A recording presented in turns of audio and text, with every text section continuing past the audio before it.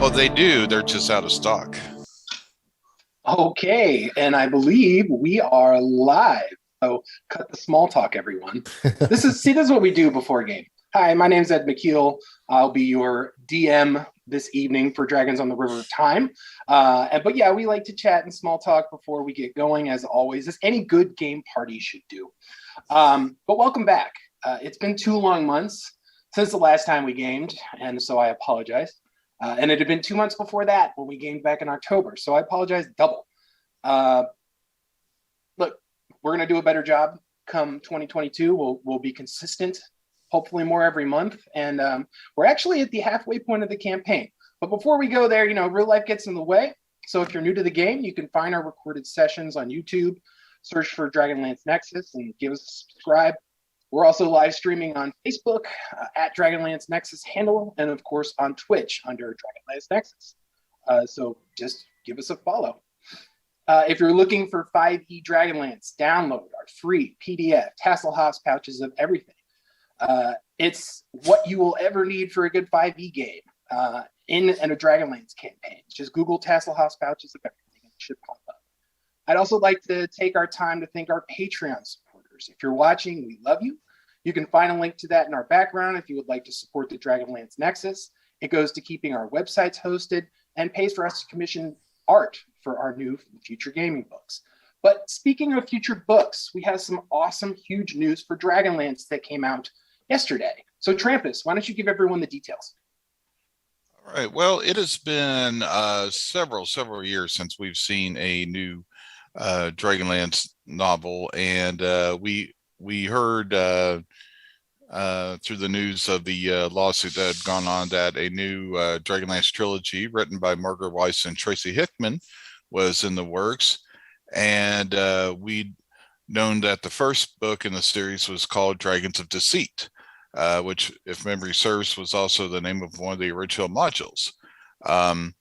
So yesterday, the big news is that Margaret Weiss and Tracy Hickman and their publisher, which I think is Penguin Random House in the UK and Del Rey here, something like that. They gave us an advanced look at the novel. There's this beautiful cover. It's, first of all, it's got the classic Dragonlance logo. They added the word classic at the top, which I think is neat. Says a Dungeons and Dragons novel, Dragons of Deceit, Dragonlance Destinies, Volume 1. The image features the new heroine, Destina, I believe her name is, and Tasselhoff Burfoot, and I'm guessing that is Flint. I'm not quite certain on that, but looks very dwarvish, and a red dragon in the background. So kind of interesting to look at that. Did want to say a huge kudos to our friend Shivam Bot. Shivam has functioned as kind of a lord keeper, assisting with all that. And also Michael Williams will be reprising his role as the poet for Dragons of Deceit. So I'm really looking forward to new poetry. We have an article about this on the Dragonlance Nexus. And so if you go there, you'll see the article and it'll talk about that. And there's a link there as well to the product page for it, where you can see the full description. Excellent. All right, thank you, Trampus. There's actually a little bit more going on. That was not the only awesome news that is coming out for this weekend. Chuck, why don't you let us know about our other cool announcement? Yeah, we have finally put to wrap the first chapter of Champions of Kryn. A huge shout out to Tim and Ed there for all your help getting this together. It has been an awesome way to kick off a first adventure for 5e for Dragonlance. I feel like it's got some merit here. I'm really excited to see where we go with this project. I know where we're going, but excited to see how far we can get there. Right now, so chapter 1 takes you through the opening parts of Champions of Krynn, which was the old gold box DOS game. For those of us who know what DOS is, those that you don't, just go Google it. But it takes place a year after the War of the Lance. You have some familiar tie-ins, some tidbits, some Easter eggs. There's this cool priest named what's his name? Trampus Dragonhelm. That's right.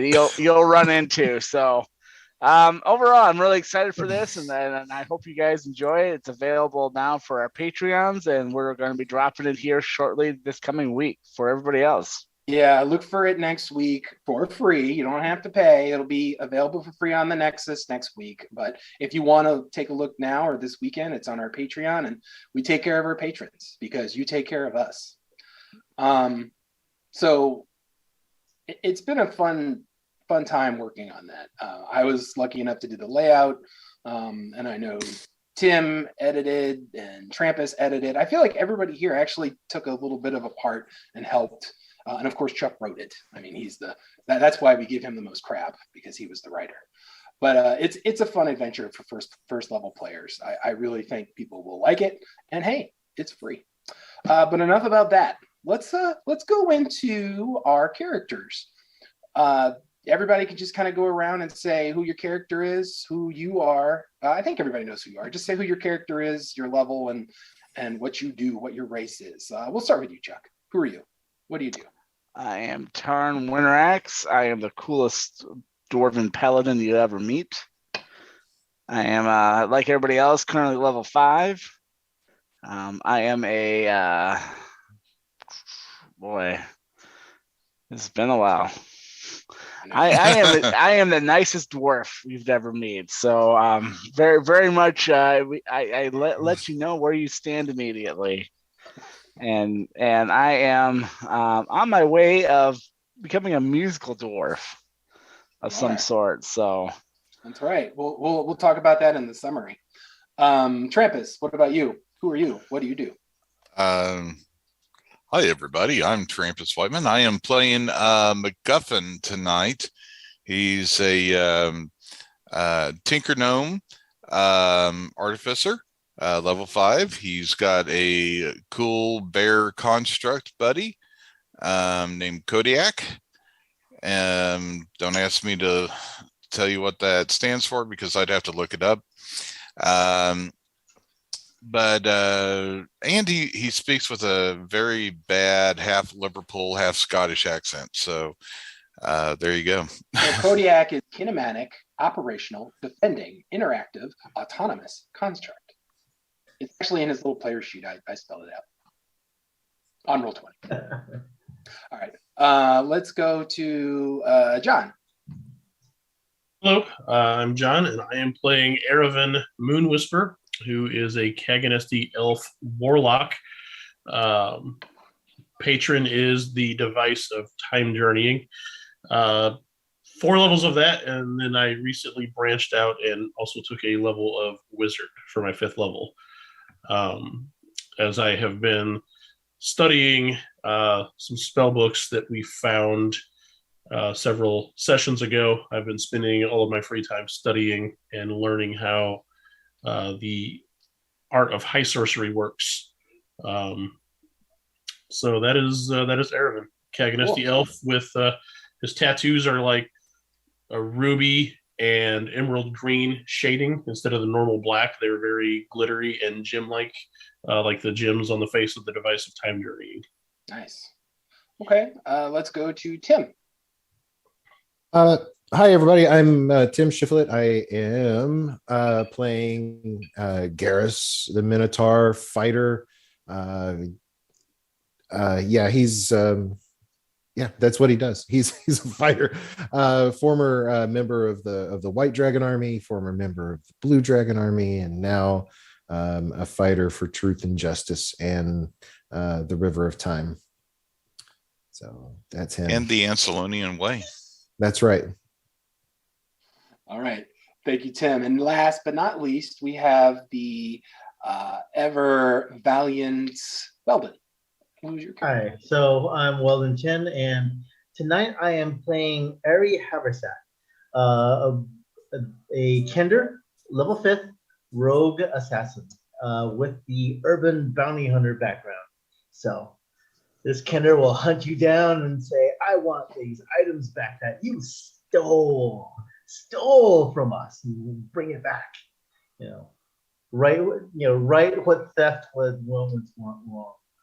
And so last session, you used that assassinate feature like 3 times and just iced people. Did a good job. So I do want to share a little bit of bad news. Sorry, I had a bug. So Zorion, our character William, he decided that he will not be able to game with us anymore. So we're going to keep him along as an NPC for this session, and then we will openly recruit a new player. But from there, we'll kind of work on that. But enough about that. Let's talk, because it's been too much, let's go to our session 12 summary. So the last session, you guys were back in the Anvil. You had 4 full days of downtime to level and things like that. I kind of asked what you'd been up to for those 4 days. Ari said he was training to kind of explain some of his new class features like Uncanny Dodge. Erevan spent his time learning spells and practicing for his first level of wizard. Gareth was weapon training, sometimes sparring with Tarn, and he spent time in the library reading about history. MacGuffin, you continued your research and continued writing your treatise on the River of Time and polishing Kodiak. And then I guess Tarn was practicing summoning different paladin steeds to figure out who he was going to finally resolve on. I don't know if you ever made that resolution, Chuck. You are muted. I was muted on purpose to build suspense. I have an elk. Oh, okay, so that was the last thing. Okay, cool. So on the morning of that 5th day, you all met for breakfast, and the journeyman said he'd be spending some time with each of you. He first joined Ari in what Ari had basically created as his evidence room, all the things that he had confiscated from other people. And so he shared that, to Ari that he'd returned the Olam harp back to those hags in Istar. And he told you, Ari, that you would see Lithbit again. And he asked that you follow her instructions when you do see her. The journeyman then kind of gave you a present. He gave you some enchanted crossbow bolts and then asked you to keep your bag of holding close. The journeyman then came to Erevan. He gave Erevan like a special spell book. And he warned Erevan that since he had touched Sedition, which was the evil artifact of Takesis that you guys had rescued from Istar, because he had touched that once you leave the Anvil, it will tempt you. He just asked that you fight against the darkness, and then not every future you see is a grim eventuality. The journeyman then found Garrus, giving him an emblem of Kiri-Jo-Lith, kind of like in Kiri-Jo-Lith's like holy symbol. It's like a set of bullhorns. And it said he could be put on his armor or shield. And the journeyman then met with MacGuffin, gave him his personal ledger that had a lock on it and a special tool that is for artificers. And finally, he met with Tarn, taking him up to the 3rd floor, opening a locked room that contained like a strange machine. He asked for your axe, Tarn, and he put it in the machine. As it started to glow and do weird things, he kind of spoke of his knowledge of Tarn's true identity and his mission from Reorcs, and told him to trust his instincts to defeat Pandora Kao. And then he also gave Tarn a book written in ancient Dwarven titled The Ballads of Khazad-dûm.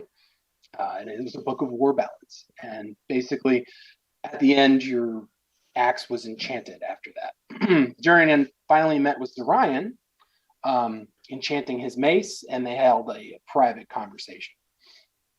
At midday, the group met for lunch, and you found the journeyman had prepared a grand spread of food, of delicacies from around Ansalon.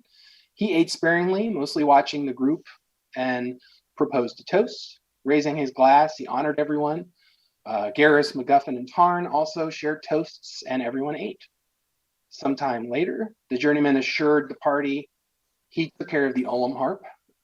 He also reported that on the day they were in Istar to steal sedition, the device of time journeying was indeed in the city, which you guys had suspected. Wielding that device, he said, was another version of Erebon. So there were two versions of Erebon in Istar on that day. He didn't know if it was a future self or an Erebon from another tributary on the river. He just asked everyone to be ready and ask no questions. Then he kind of gestured to the corner of the room, and there were a number of all of your possessions. So you guys got ready. You didn't ask any questions. After that, an alarm spell sounded, and the journeyman asked them to defeat Pandora Chaos folks that were invading through the foyer, and to meet him on the second floor in the time bridge. He assured them this was all according to plan before he disappeared in halos of blue spell energy as he cast the spell Dimension Door. So everyone rushed to the foyer, making ready as axe hits slowly chopped into the main door. Ari and Erevan set up in the room above the main hall, taking advantage of the arrow slits, while everyone else took positions in the foyer. These Draconians had strange red scales, kind of like the ones you fought in Palanthas when you all were first level back in the first session or two. The fight didn't take too long, as you were all very well prepared. Afterwards, Ryan killed the party very quickly, and you all hurried upstairs. You came to the time bridge, finding the journeyman hard at work at his station and wounded. Not far were two blue Draconians, which you'd never seen before, and they looked to be paralyzed from hold spells. As the room kind of has this subjectional gravity, the place on the floor where the door once was, so when you guys traveled back from Istar and he was able to get you back, there was a door on that, and it totally had been destroyed. Now a portal of black energy had appeared. The journeyman asked you for help as he tried to open a portal.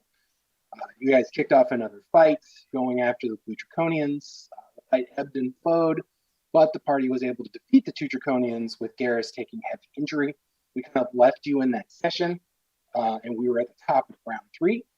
So some of my more enjoyable moments of the last session was Garrus shared a really great toast in the meal, or your last meal with the journeyman. That was a kind of a deep dive from Dragonlance comics. I don't even know. How did you have that memorized? How did you have that memorized? I tell you, I memorized it on purpose when I read it the very first time I read it. I thought it was so cool. Like my 7th grade self really loved it. And I've always kind of been in love with Minotaurs since day one. So that particular comic book, Tanis goes back. I think he goes back down into the sunken city of Istar, and he meets a Minotaur there that helps him escape. Anyway, that's the salute that Minotaur made with Tanis as Tanis was departing at the end of the comic. So it just stuck with me forever and ever. That's pretty cool. Yeah. So I'll have +1 inspiration. Hey, yeah. And then another enjoyable moment from last session is apparently Kodiak was around every Draconian's death rows and made every dexterity saving throw and was like rolling in the 20s. Yeah, you're muted, Trampus, but it was pretty funny. He's now Twinkle Toes. Okay, your bear should have like a little like tutu that he wears or something. That's just wrong. Yeah. I don't know. Kodiak the dancing bear. Yeah. Yeah, so that I would say take an inspiration for that one as well. So let's do some cleanup. Mark McCuffin, you already have 2 anyways. You can't take any more. So we're in session 13 in the Anvil of Time on the 28th of Hidamont, 357 AC. The campaign is 12 days of game time. Inspiration scores are Ari has 1, Erevan has 2, Garrus has 2, MacGuffin has 2, Tarn has 2. Zorion also has 1. You guys didn't lose any loot, but you did gain a number of things. Ari, you had a 20 or a packet of 20 +1 hand crossbow bolts. Erevan, you were given an arcane grimoire +2. Garrus, you were given a guardian emblem, the uncommon version. MacGuffin, you were given the all-purpose tool rare. And Tarn, your axe is now existing +1. So let's go to the big map. Perfect. All right. So here's some follow-ups from what we have going on here. MacGuffin, I still believe. So you had Branding Smite, but the guy died. So I guess Branding Smite is now over, right? I guess. Is that right, Chuck? Or somebody or Tim? Yeah, that sounds right. Okay. And of course, Zorion's lame Spirit Guardian is still up. That was like the #1 hit for the day. All right. We are at the beginning of round 3. That portal is still open. There are no enemies, but it looks like Garrus has taken a significant amount of damage. Erevan, you will open the round. All right. Just for a note, Branding Smite lasts a minute until it hits somebody. So I don't know if he hit anybody after he powered it up, but it lasts for 1 minute concentration. Even if the target... He hit the target. Oh, he hit it? Okay. If he hits it, then it goes away after it's hit. Yeah. Okay. Let me take a look at the map. So just a reminder, this room is strange. It has subjectional gravity. So you guys are technically on the east wall, and the main floor would be the bottom, to the left-hand side here. Over here is where that big machine is. So you guys are up like this. So if you go like that, that machine is up here. Okay. So if you want to go to another wall, it's going to be a DC 10 athletics check. Okay. So I am on a stairway on the east wall. Yes. Is that connecting to the south wall? That is connecting to the north wall. North wall? Okay. Yes. And so what that is that'll be the portal that will open when the journeyman finishes what he's doing at the control panel. Okay. I am going to attempt to move to the north wall then, since I'm right there. You said it's an acrobatics check? Or athletics? Athletics.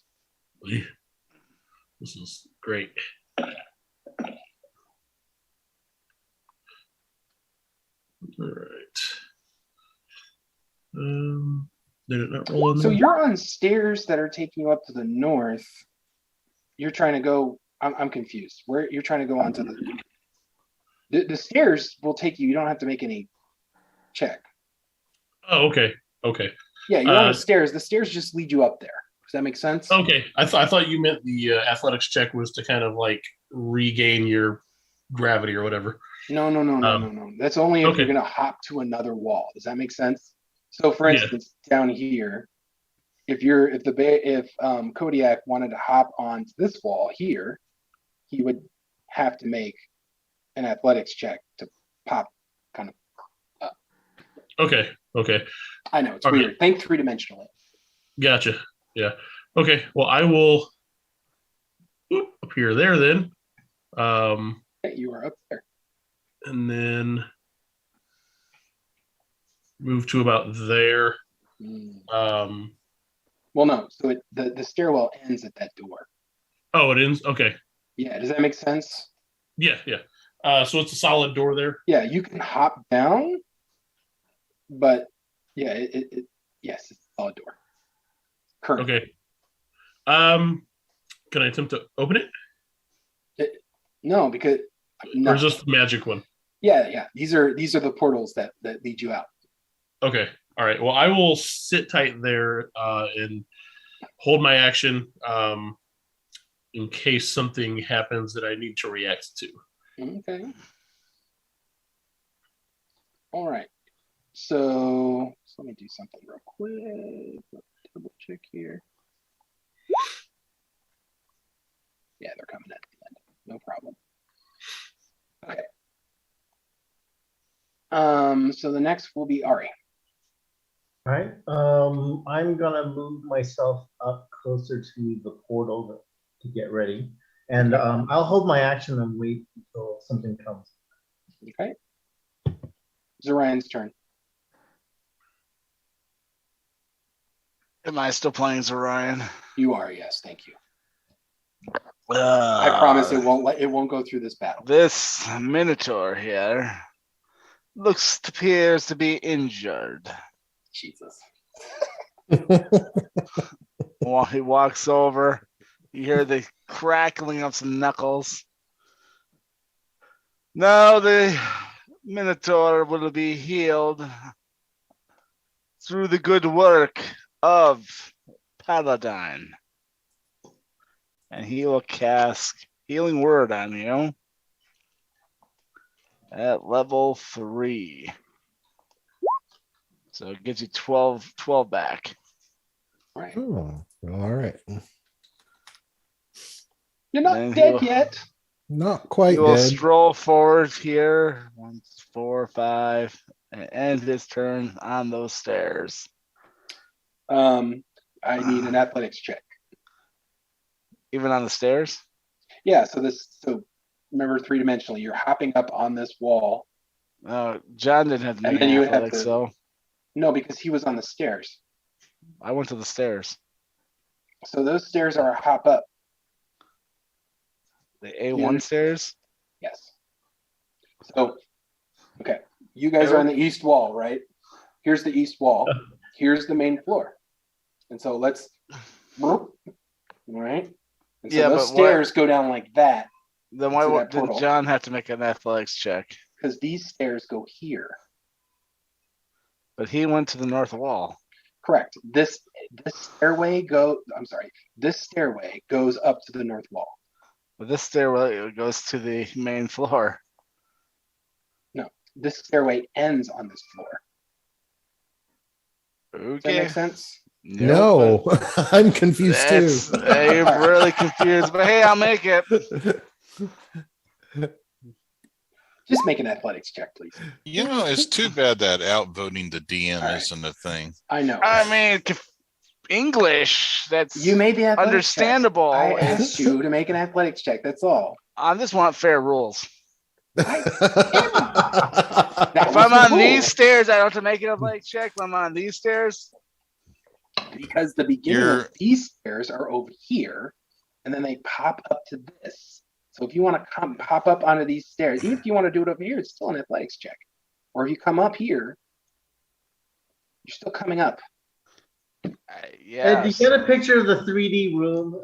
I understand. Yeah, if you could give us a 3-dimensional model, Ed, that would help us out. Hang on a second. I will show you the distinction 3-dimensional room. No, I never seen the room. I'm just saying, if the east wall to the north wall was no athletics check, that's here somewhere. Because he's moving on up to the top to deluxe apartment in the Anvil of Time. All right, look. I don't think you're going to help your argument at all. Do you understand how this is working? All right. I understand how it works. Are down here.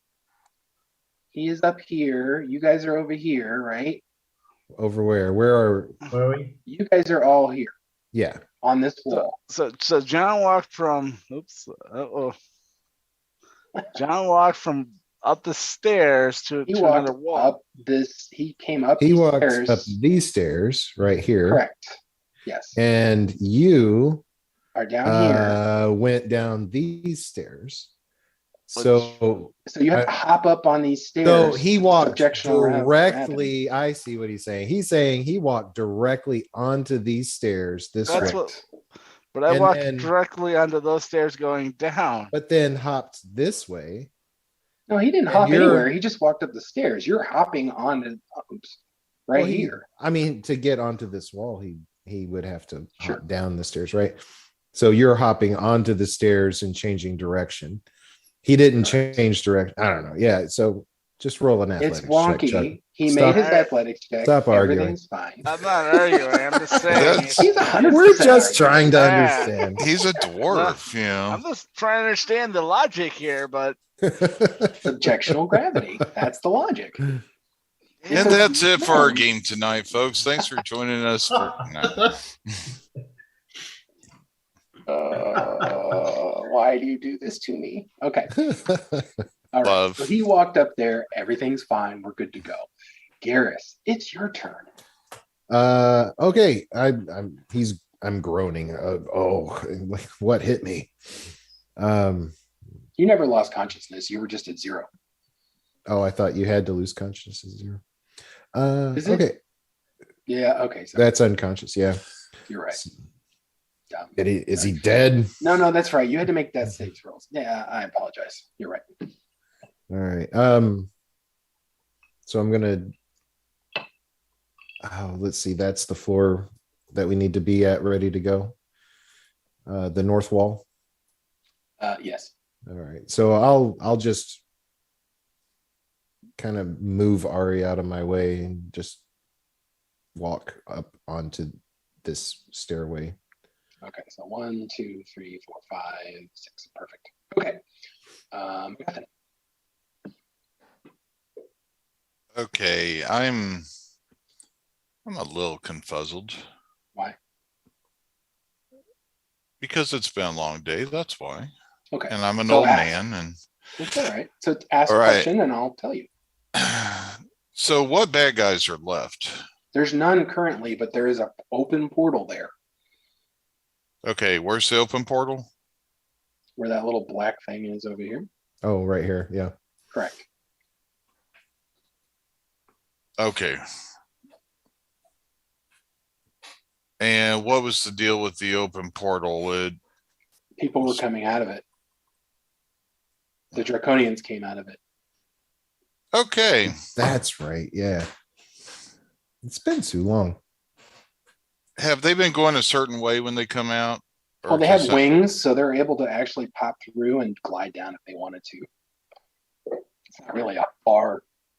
It's like 5 feet anyway. So yes, they're able to maneuver pretty well. Okay. I want to move my steel defender there. And so the idea is going to be that if anything flies through, he's going to jump him. Okay. And then I'm going to come over here and have my Yeah. stuff ready and be ready to thump anything that comes through. Actually, can I examine that to see if there's a way to close it? Sure. Is that an arcana? Yeah. And let's roll. Oof. You think a dispel magic would do it? Wow. Do I have dispel magic? Probably not. You might. I don't know. It's 3rd level. 3rd level? Yeah. I do not.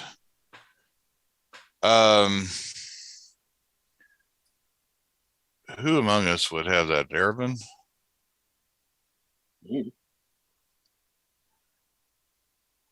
Oh, does anyone have a dispel magic spell? Let me check something. Does an NPC have it? Oh, that's what I'm looking now. I'm looking to see if Journeyman has that. Hold up. I hear these little cricket sounds. I'm like, oh, there's those little atomic crickets I made.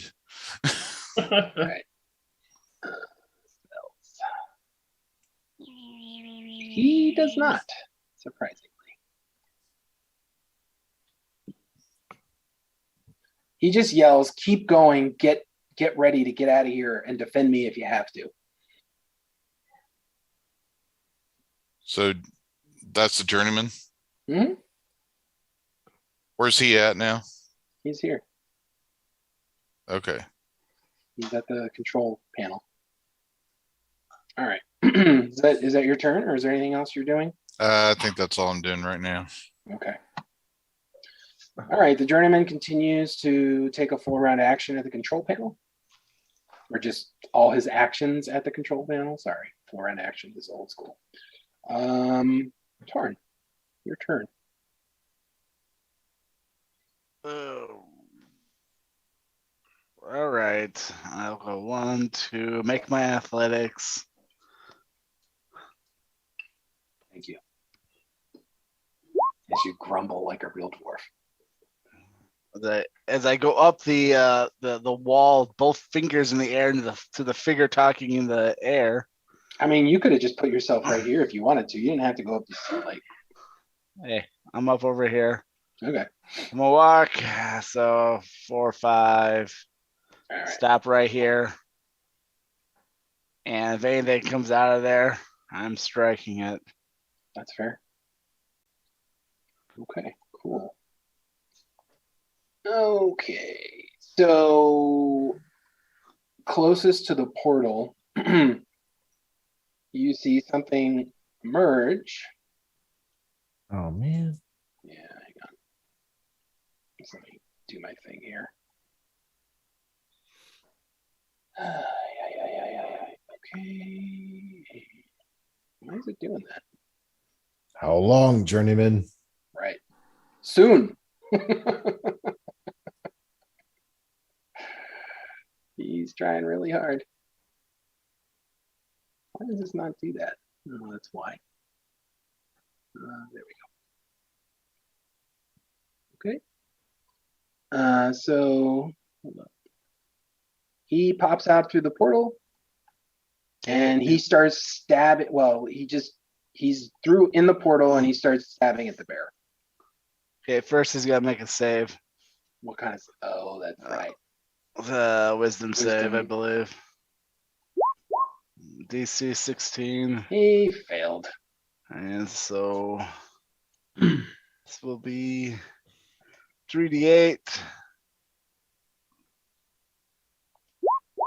So 19 radiant damage. Wow. All right. So he came out of this hole in the ground?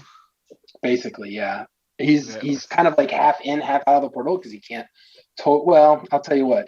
He will make an athletics check. 27. He just pops out and he is right here. And so can I do my reaction of a Eldritch Blast? yeah. So let me put him in the initiative.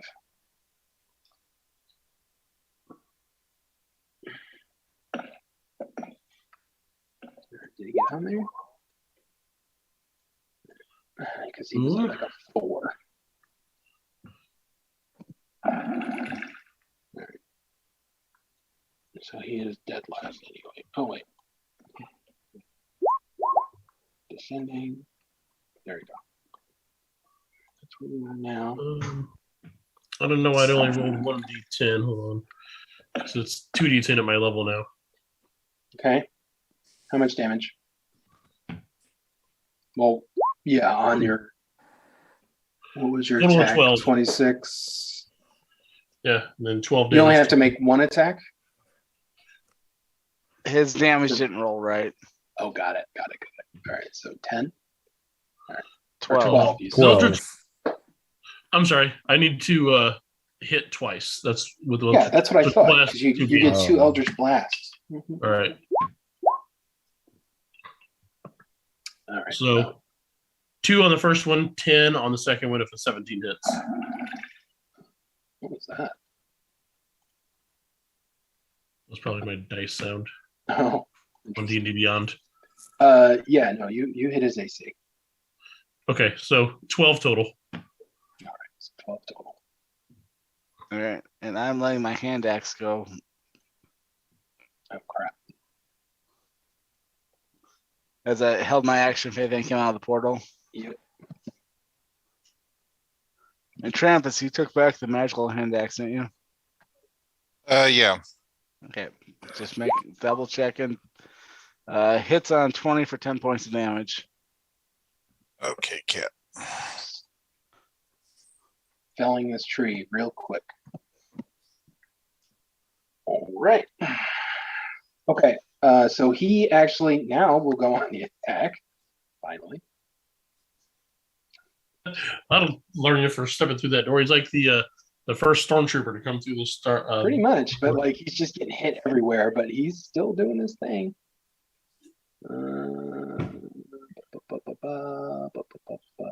All right, so spear on the bear.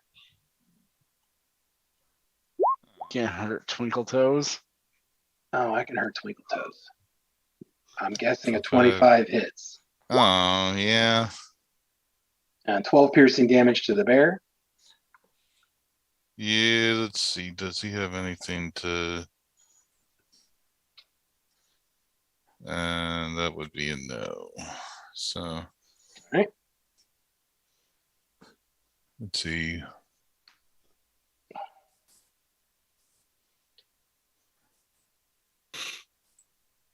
All right, well, he's getting more attacks here. So, Oh, I don't like that. yeah, that'll hit again. Another 8. For my bear? Yep. You son of a... Yeah, I'm sorry. I apologize, Trampus. He's the closest guy, and well, he might miss that one. There you go. Your bear's still alive. See, Yeah, that would be that would be a miss. Okay. Well, We're your gonna bear's- take care of this. What's your bear at 2? Yeah, that sucks. Yeah, his AC is 15. Yep. All right. So let's go to the beginning of round 4. Erebon, your turn. All right. Since this guy is still standing, I am going to do magic missile at him. Sure. At first level for with a wizard spell slot. Mhm.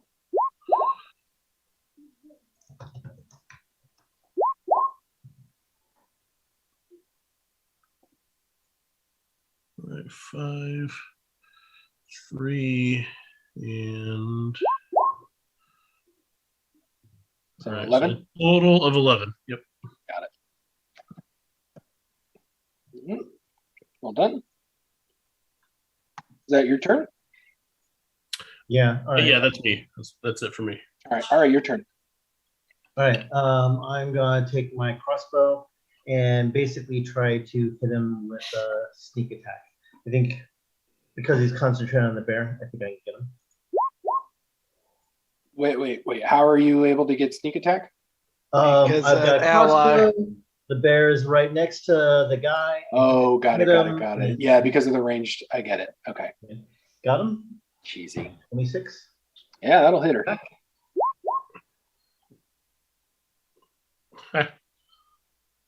So 20. Yeah. Actually, no, 28. Yeah. 28. No, it's rolling sneak twice. Did it roll sneak twice? Yeah.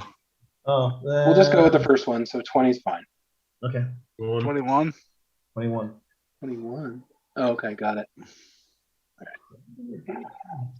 You're just going through these dudes. All right. Zorian's turn. Have to dirty my hands here, folks. And he will send a sacred flame into it. So What's my save?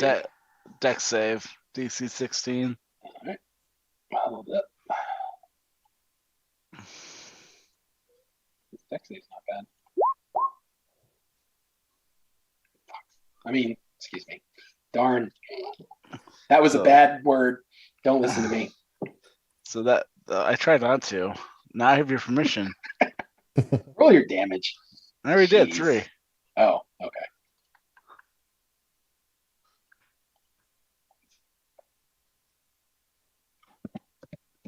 Okay. And then Zorion just puts his hands back in his robes and kind of kneels his head down. Okay. Gareth. All right. he is going to move back here down the stairs. Actually, we'll move it here. And he's going to make his attack. He's going to let's see. Use a bonus. Sorry, Mike. All right. I'm going to give myself inspiration, or not inspiration, advantage on this one with my fighting spirit, because I'm quite upset about it. Mhm.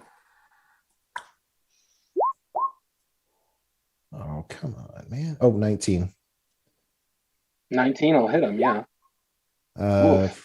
14 points of damage. Okay. And we'll take another swing. Oh, okay. On the second swing, he is going to parry. Okay, go ahead. Oh, I dare you. no, never mind. I should have parried the first one. right. That's all right. That was my bust. So That's that okay. now, okay, 13. so that for another 19. So that'd be 34 points of damage, 33 points of damage.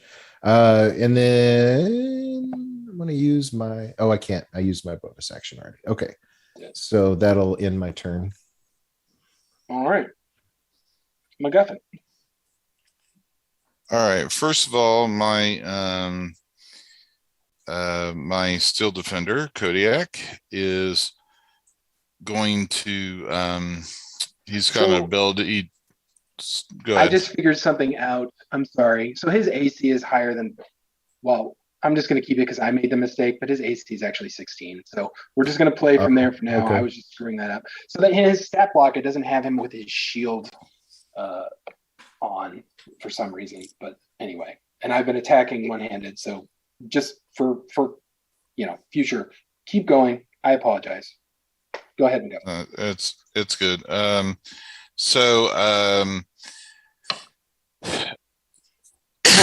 MacGuffin's going to give the command to Kodiak to initiate repairs. All right.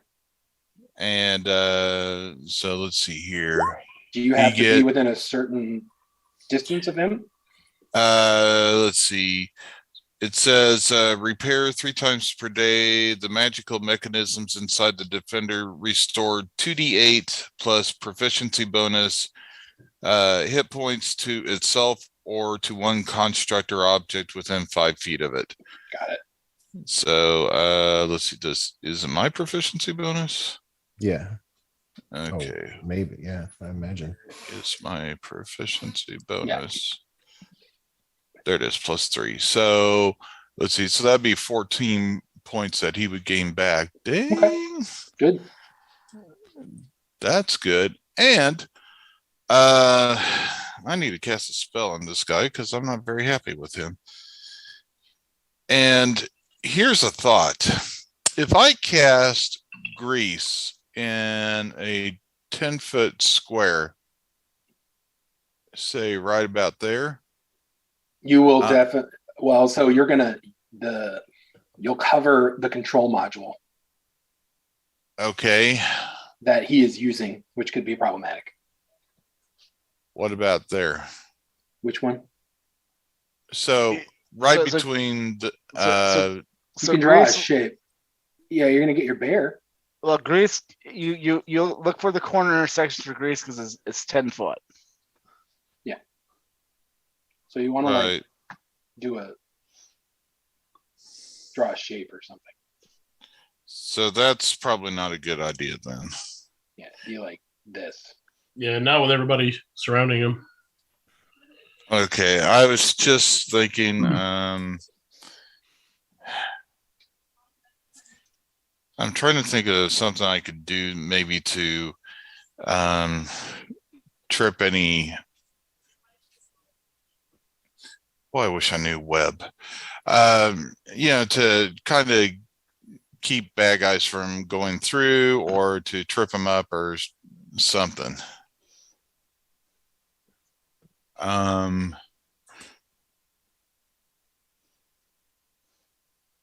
How about you hold my action and get back to me? Does that work? Sure. All right. The journeyman says, I am almost done. Give me about just a few more seconds as he keeps plugging away. Tarn, your turn. Turn size. All right, I'll finish him off. 1, 2, another 3, 4. I'll take the athletics check there for you. As I'm running back. Wow. Nice. Once again, Pirouetting every time. 2 fingers, and I run down the stairs in the air. And I will go for the. I'm going to use inspiration on this attack, so I get advantage. Yep.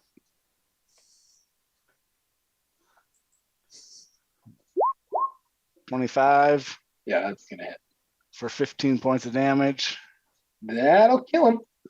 All right, so everybody there is going to take death throws. Everyone within 10-foot radius, which includes, that's a big death throw. So everybody, give me dexterity saving throws, please.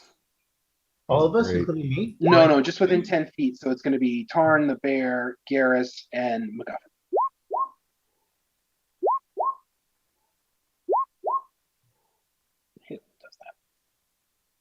Give me a second on the bear. No, you're okay. So, Guffin, you'll save. Garrus failed. Tarn, I think you saved. No. No, you failed.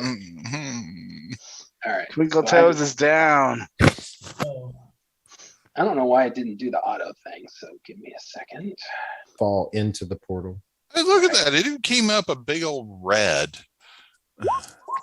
Means you rolled a 1, sir. All right. Oh my gosh. Oh my God. That's even worse. All right. So 7 damage to those who failed and half. So should I just throw the battle axe? Should I just throw the hand axe, I guess? Yeah.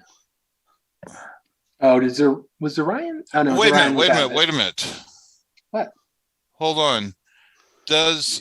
Do death throws count as an attack? No. This isn't a death throw. It is a death throw. Oh, sorry. I'm sorry. I was thinking it's it's not a death save. Yeah. Oh yeah. Yeah. Oh, that wouldn't matter anyway. Gosh. Here. Let me look at this. All right. Sheet. Is the bear down? 7 damage shouldn't have killed him. He's back down to 2. Wait a minute. How much damage? 7. 7. But I healed him up to 16. Okay. Well, did you? Oh, so you didn't. All right. Well, I thought you were going to track his hit points. That's my bad. So he was at 2. He went up to 18. He took 7. He's at 12. No, he went up to 16, took 7, so that's 9. Okay. I thought I'm still going behind him and pushing him into the portal. Plugging up the hole with something big. Don't do that. That's all right. I hope it's his hind end that goes through. You can always build a new one. I thought maybe face first, so that way he got his claws and mouth will keep attacking. Okay. So he's at a 7. All right. We'll keep that half dog. All right. So this is round 5. And so the obviously what the journeyman had said, I'm about to open the portal, so if you're gonna go. That electricity death throw didn't affect the control panel, did it? No, it did not. Okay.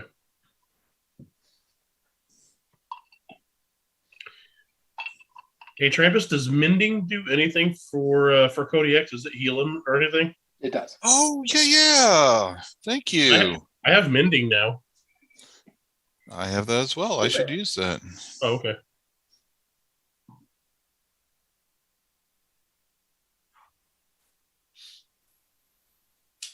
found it in this cool book I found. Okay. Erevan, what are you doing? You casting Mending? Yeah. Let me move back down. So 1, 2. Oh, you have to touch him? I Yes. believe so. So I will say this, by the time we get to the initiative of the journeyman, that portal will be open. Just sharing that.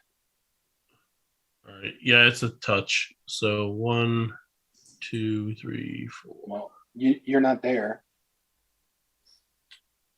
So Do what? you're not close to his bear. You got to be over here. Unless So you you're here. dash, 2, you're not 3, going to make 4, it. 5. So I was here. No, you have a 6 movement. If you go here, you're fine. I have a 7. Oh, So 1, what else? 2, 3, 4, 5, 6. Yeah, go right here. You're fine. Yep. All right, and then I will do a mending on Kodiak. I don't know what effect that does, Trampus, but 2d. I was gonna say I think it's 2d6. Well, you look it up, and I'm going to continue. You can roll that in a minute. Look it up, and we're Yeah. going to continue. All right, Ari, your turn. I'm gonna hold my action. Okay. Yeah, Get ready for 2d6. anything. Get ready for anything that comes through. Okay. Zorian. 6 healing, Trampus. Zorion will walk over to the portal and stand there. What are we waiting for? Actually, that's better not where the accent. portal is. A3 portal. So Sorry. I'm actually gonna take Zorion over. Zorion is gonna post up over here. No, Yes. He's actually I gonna didn't post up get a over chance to say goodbye to him. there. There's a reason. You'll see. All right. As long as you keep him in character. Yes. So I said that anyway, we'll get there. Gareth. I'm gonna just kind of hang out here by the stairs. I'm gonna let everybody go, and I'll just guard. I'll be the last one out. Okay. That's it. All right. MacGuffin. Actually, post up here.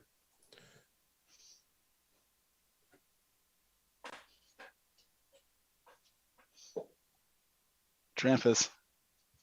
Okay. I'm going to move MacGuffin over here. Now, per the spell description for mending, it takes 2 lodestones as a spell component. Normally, I don't think about spell components, but in this case, I think it'd be kind of cool. So he takes out these 2 little stones and puts them on the bear's eyes and activates them. Magic goes around. Mending is cast. And boom, 7 more hit points back. Oh, it's blue because you got 1 max and 1 minimum. What does your Yep. bear do? Well, I didn't think that far ahead. So did you already add his hit points? Oh, there it is. Okay, good. I got it. I'm working on it. Good. Yeah, I'm I'm getting this, impressed. man. you are. You're doing better. All right, so the bear is basically going to stand guard here at the portal until the new portal opens up. Okay. And the bear's going to help protect us as we get out of here. All right. So we get to the journeyman. He does a final amount of moves. And Does some timey-wimey stuff. the portal opens in a ring of blue energy. Is anyone that is holding their action taking an action?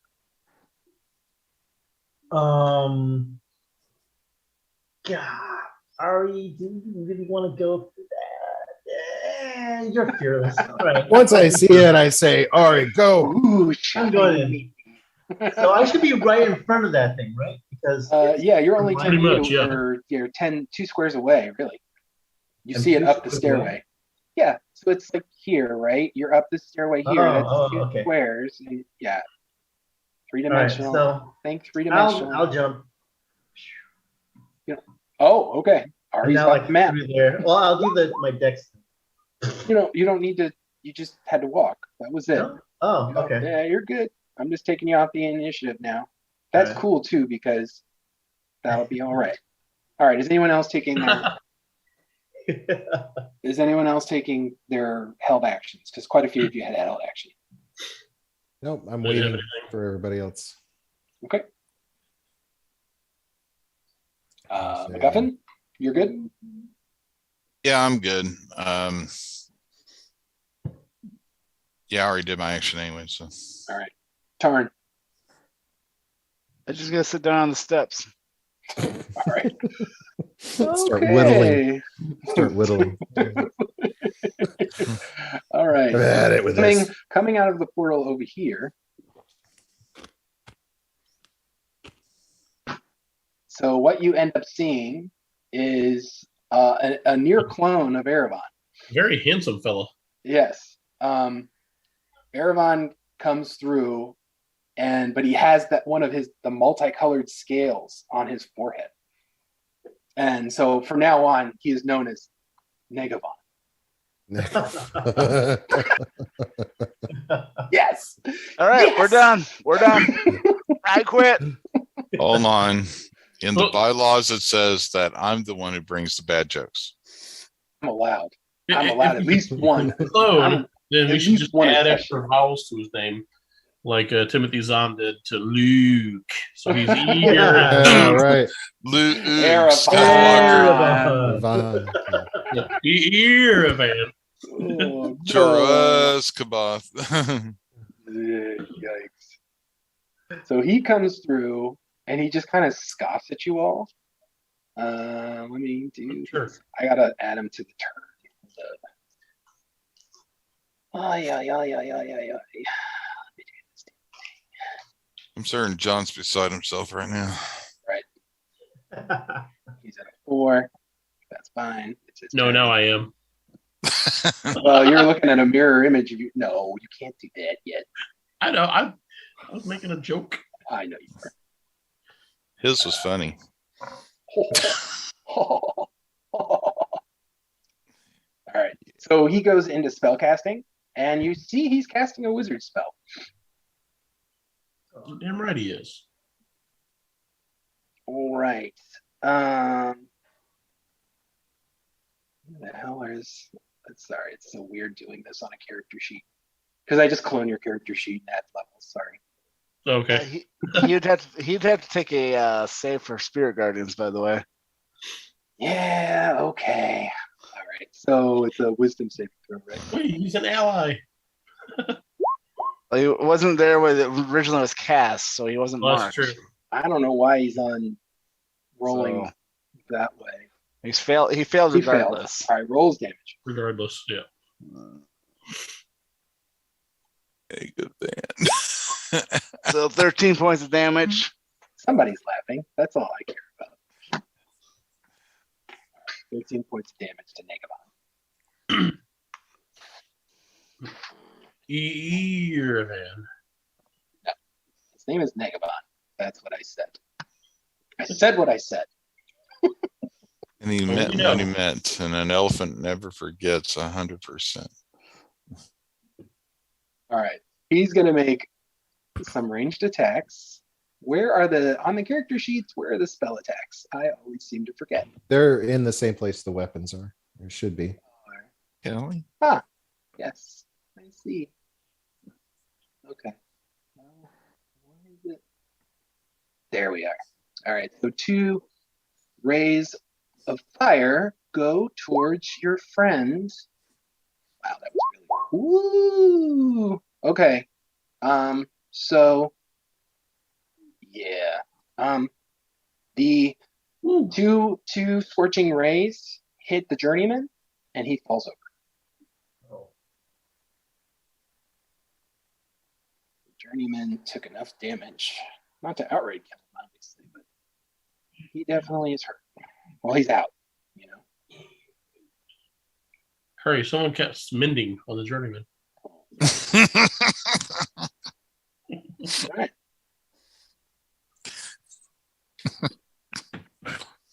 Okay, I'm going to descend.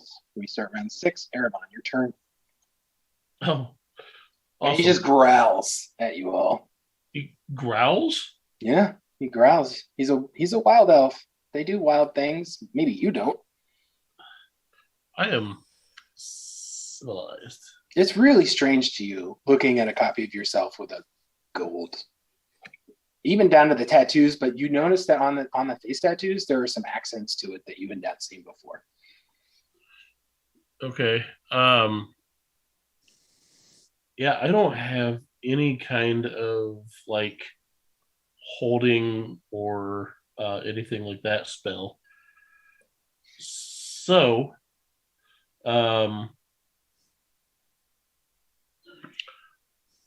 I will. My first instinct is to just kind of run up to him and try to tackle him because Weird. The portal's open. You're thinking like a minotaur. I yell, Erevan, go now through the portal. but I'm right here. Got the journeyman. Okay. All right. So I start moving that way. And then they yell. So 1, 2, 3, 4, 5, 6, 7 will take me right here. But I definitely, while I'm near this guy, I make a rude gesture right in his face. Didn't you have dashed? No, that's Yeah, just one normal. movement gets me here.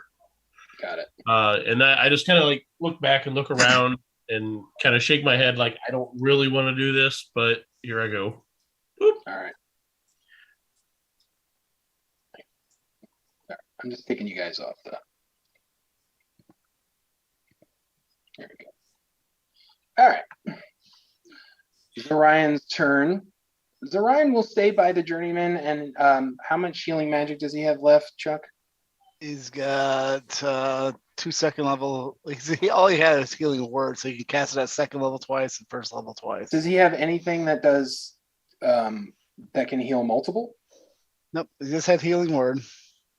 All right. I would suggest him to do healing word on Garrus.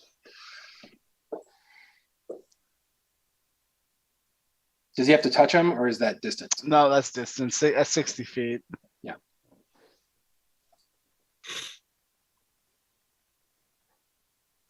So you want me to roll it? Yeah, if you don't mind. And then he is going to move here after he casts his spell. So 7 points, Tim. Back up to 12. Okay. And Zorian says, I will hold him off. Go. This was the conversation we had with the journeyman. Garrus, it's your turn.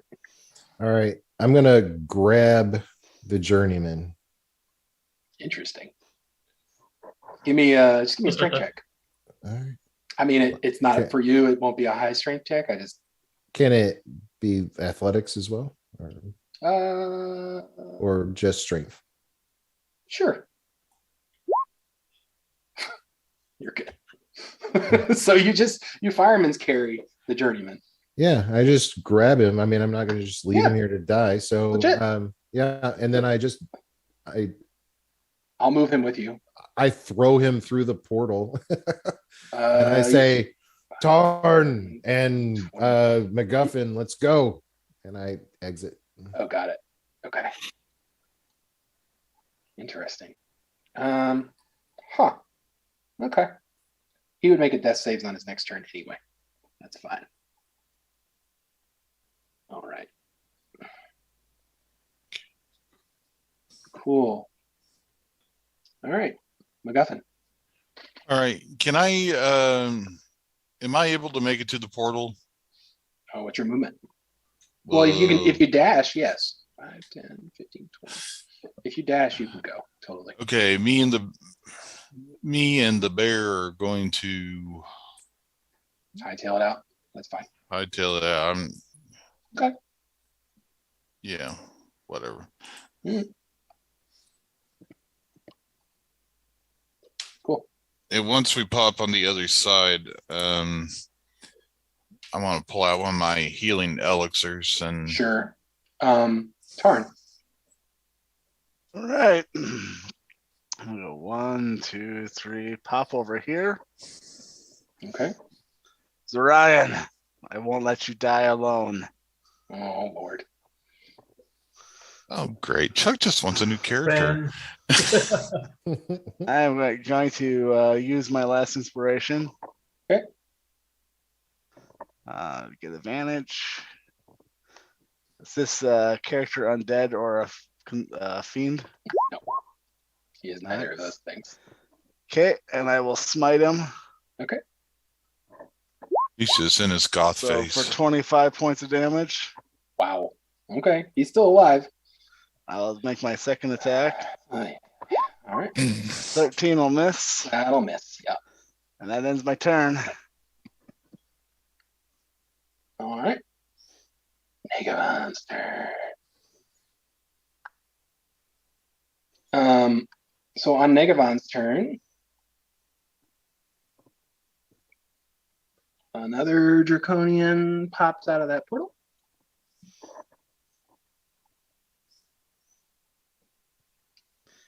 All right. Spirit Guardian time. Yeah, we'll get there. Hang on. Give me a second. So let me get to his stupid. Sword settings. Got it. Hold on. Sorry. Everything's being slow for me right now. All right. And wisdom saving throw of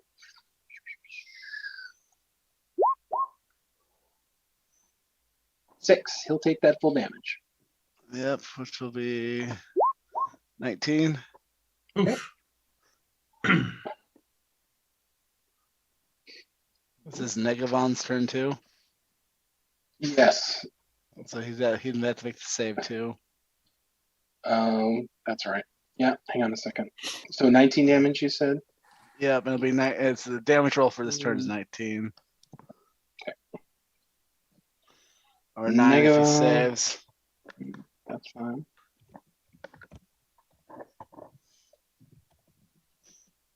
Okay. Hang on, I'm working on it. Come on, bud. All right. So wisdom saving throw of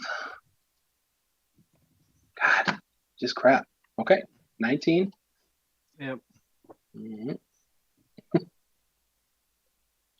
Negavon falls down. All right, that's funny. To me, it's funny anyway. All right. That being said, the Draconian will go on the attack.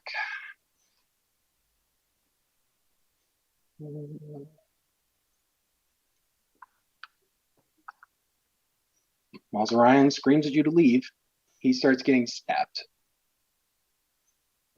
Okay. Well, his first one will miss. No. I believe that may hit Zorion. Just double check. Let me see. Nope. Nope, it will not. We'll get stabbed at. Yeah. Nope. Jeez. Wow. Wow. I'm just Ryan, I think we can take him. All right. Let me add him to the turn. No, you don't have. I will flee. Are you sure? Yeah. Okay. I was say Tarn's just going to sit here and gain more XP and be a higher level than the rest of us. I will as I leave, friend, your memory will not be forgotten. Your sacrifice will live on. As I take 2 hand axes and whip them both straight at the Draconian as I head up the portal. Yeah, that's fine. Actually, I don't think you can attack because you have more than 6. Is your movement only 6, right? 2, 3, 4. I have Peerless Athlete. I I can do whatever I want. One, do whatever he wants. Or I right. can get up to the portal with Fearless right. Athlete. Okay. All right, we're gonna leave that there. We're gonna go to a new map. I need to put all the people there. A new map. No, not him. Duh. Ventures Actually, you guys can all just outside. put your guys there if you want to, if that's okay. It's black for me. Yeah. Huh? Yep. That's super weird. It's very dark. It's like it's got the. We're in the Geo. portal of darkness. Oh, I see what I Nothing can did. be seen. I attack the darkness. Black is my soul. I don't know why it's black. What the hell? That is super strange. Oh, I don't know why. You have Fog the- of War on. Yeah, that's it. No, let me double check. I might. Could be worse. Could be the War of Fog. Grid measurement opacity. Fog of War is off. Well, I'll tell you what. Why don't we take a break while we figure this out? Yeah. It could, I don't know. Let's just go on break. Yeah, there we go. Okay.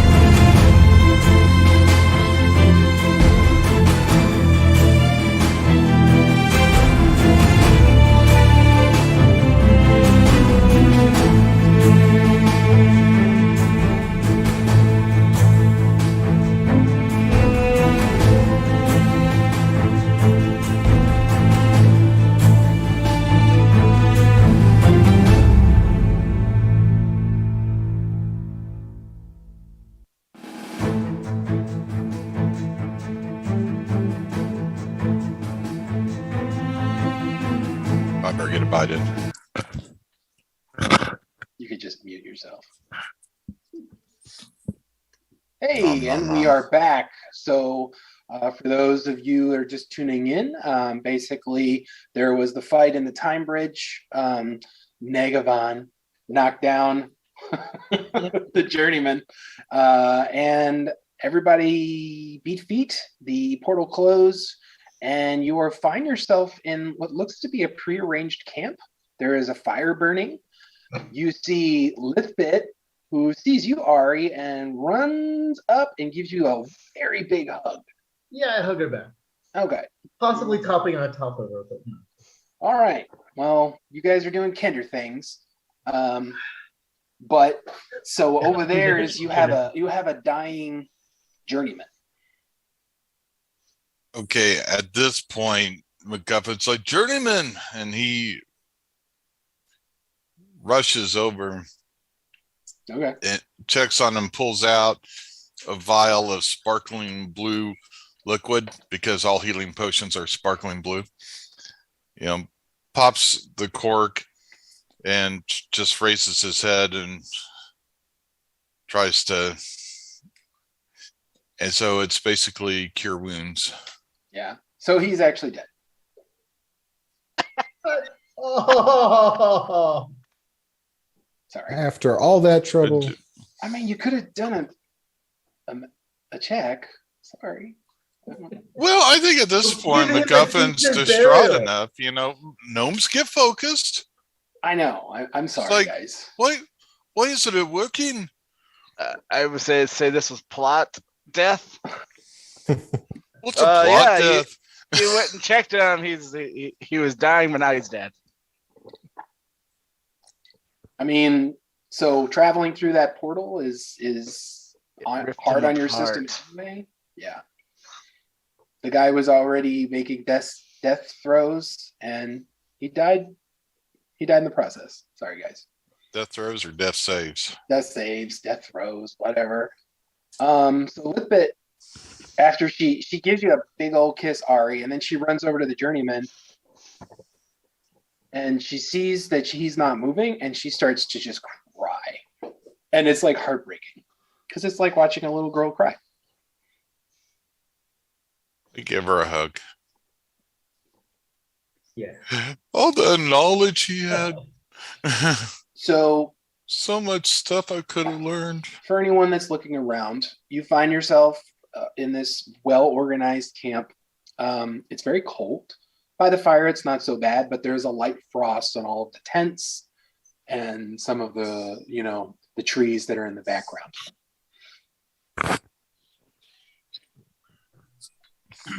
Ed, refresh Is my anybody else memory. here? No, I mean, Elizabeth kind of, as she's crying, looks up. She's like, we're alone. We're never alone, Tarn speaks up. Riox will see us through. Killed him. He Well, told me I he was pat going to her die, back. but who did it? And I say, Lilith, where are we? We're in The Urgot journeyman sent somewhere. us here. So where are we? Look, I'm going through my feelings right now. Don't tell me what to do. Oh my God, it is a girl kinder. Apologies for sounding sexist there. She's going through her emotions. So she said somewhere in Urgot. So- When are we? There is How one I person that don't would know ask her where you that. are. She yelled at me. John, you have the ability. I have an ability. Yeah, I will focus and concentrate. Okay.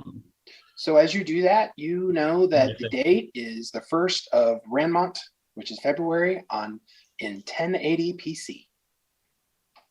Ooh, way back, The way back. way back. You're in the age of dreams, sir. So it's So this, Trampus. Oh, go ahead. Go ahead. Yeah. is this before Huma? Before the Dark Queen was banished? History check. Ooh, The start of history. the war. All right, history. Do you want to share that with everybody? So, Erevan, you know that this is actually the year that Huma banishes Tikis back. You are right in the middle of the Third Dragon War, like the last year of it. This is the beginning of. This is February. This is the beginning of that last year. So it's really. And we can ugly. still walk to Solamnia from here. Yeah, you're an Urgot. And it's all one landmass. All right. Yeah, it's Pangea style. Yeah, I will let them know when we are that we are. So, Trampus, where did you put the ledger that the journeyman gave you? Yeah, I was going to ask about that. So I would have it like in my backpack. So you feel movement in your backpack. Pull out my backpack and pull the ledger out. So the ledger, the lock pops off of it and opens, and a magic mouth. So you hear the voice, and a disembodied voice of the journeyman say, "I'm sorry. This was the only way. It's the age of dreams. Acts of the emperors. Check the ledger. Erevan is key to time travel." That was it. Sorry. Magic mouth has a certain amount of words you can say. And I'll repeat that if somebody wants to. I'm sorry, this was the only way. It's the age of dreams. Acts of the emperors. Check the ledger. Erevan is the key to time travel. I want to And start. as Lisbeth hears the voice and looks at the ledger, she just starts bawling even worse. Continue patting her back. It's okay. It's okay. And yeah, she just wants to be hugged, and so she hugs on you. You realize that every time we've been hugging each other, we've probably been swapping all sorts of stuff. Sure. That can't even. Well, actually, in this moment, she's not. Maybe you are, but she's very sad. Oh. She's known the journeyman for a long time. She's been running from him for a while. Which, when you talk about Kender, it's like, you think about games, and when somebody who you've been playing a game with for years has died. Oh, wow. That raises the question, how old is she? A good question. Can't ask a girl that. That's rude. That's very rude. Hmm. Yeah, I knew that when I was a teenager. My mother taught me that one. All right. So does anybody want to tell me what you're doing? Can you repeat what the magic mouse said? I was in the middle. So the magic mouth said, "I'm sorry, this was the only way. It's the age of dreams, acts of the emperors. Check the ledger. Erevan is the key to time travel." So axe as an AXE or axe, like axe. My axe. Okay. Axe of the emperor. So you can give me an arcana check on that one. Heck yeah. All right. While they're doing that, I'm poking my head in this big tent. Ho! Wow. Ho! I know exactly what that is. You do. So the tent seems to, everything is clean and nice, and that big tent looks like it potentially would have been a command tent at some point in time, but it is now empty. There are actually documents on a small table. They're written in Solamnic. I'll go pick them up, roll them up, in Solamnic. I will pick them up, roll them up, and stuff them in my coat. And we're talking ancient Solamnic. That's fine. All right. Let me just give you a little bit of information here, a little info dump. Where did I put it? I'm just imagining right now, I'm comforting a little bit and take out the bag of holding. It's like, hey, turn. Nice. Throw the bag of holding at him. Oh no, I just roll these up and shove them before you guys even notice. So the axe of the emperors is a magnificent double-bladed axe with a wrapped ebony haft and shining star metal blade. The grip is carved to resemble a slumbering dragon with its teeth clamped on a sapphire, and the axe's twin serrated blades appear to be the wings of a phoenix taking flight. The star metal or adamantine phoenix clutches a ruby in its teeth. A tiny hand clutches a large pearl at the tip of the axe just above the phoenix's head. It has a very storied history. It was basically made by the High Ogre wizard Eryx, forged in 6320 PC for the sole purpose of slaying the treacherous Igraine, who ended up leading the good High Ogres away to become the Urda. They ended up trapping him, and the High Ogres ended up trapping him, they weren't able to trap him, but they did get the axe, and they tried to beseech the goodly gods of magic to destroy it. But since it had been blessed by Tychesis and a number of other evil gods, it ended up just teleporting away. And so, sorry, I'm just kind of skipping along here, so I'm not just killing you all. So the axe disappeared from history for a long period of time, and it was found in a dragon's hoard. Excuse me. The Minotaur Ambiatin, who started the Minotaur Empire, found it in a green dragon's hoard.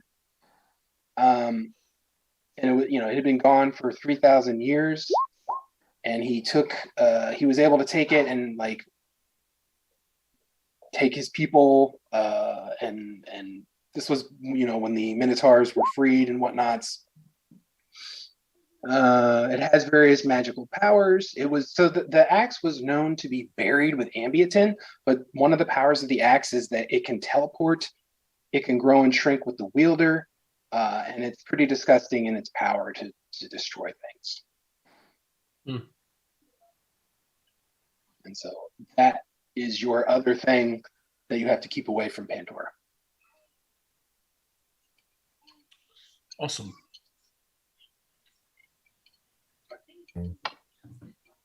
Why is Erevan charmed? I'm sorry, I was messing with D&D Beyond, and it put that on there. Okay. I'm gonna keep poking around some tents here. Yeah. So all the other tents, you go in there and it looks like soldiers that stayed there. You'll find just mostly packs of things that were there, like bedding and stuff like that, but nothing, no weapons, nothing major. Perfect. I'll grab the bedding. Come back out. It is very cold, guys. If we're gonna need that bedding in the tents, probably. I'm just grabbing enough for a sheet, basically. Coming back out and start wrapping the journeyman's body after I pat him down. Oh, you sweet man. Yeah, I was gonna say I'm gonna probably help Tarn kind of look around, make sure we're secure, and then we need to start. I'm gonna start building maybe a buyer for the journeyman. Tarn just gives you that look and the wink. Mm-hmm.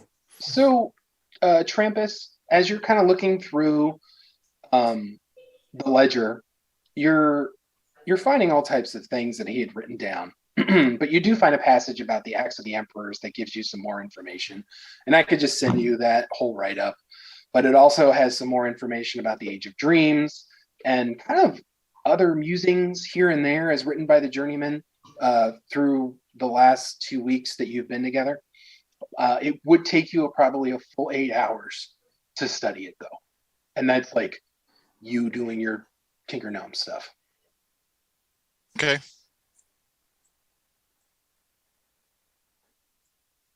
But there's a lot of information in there.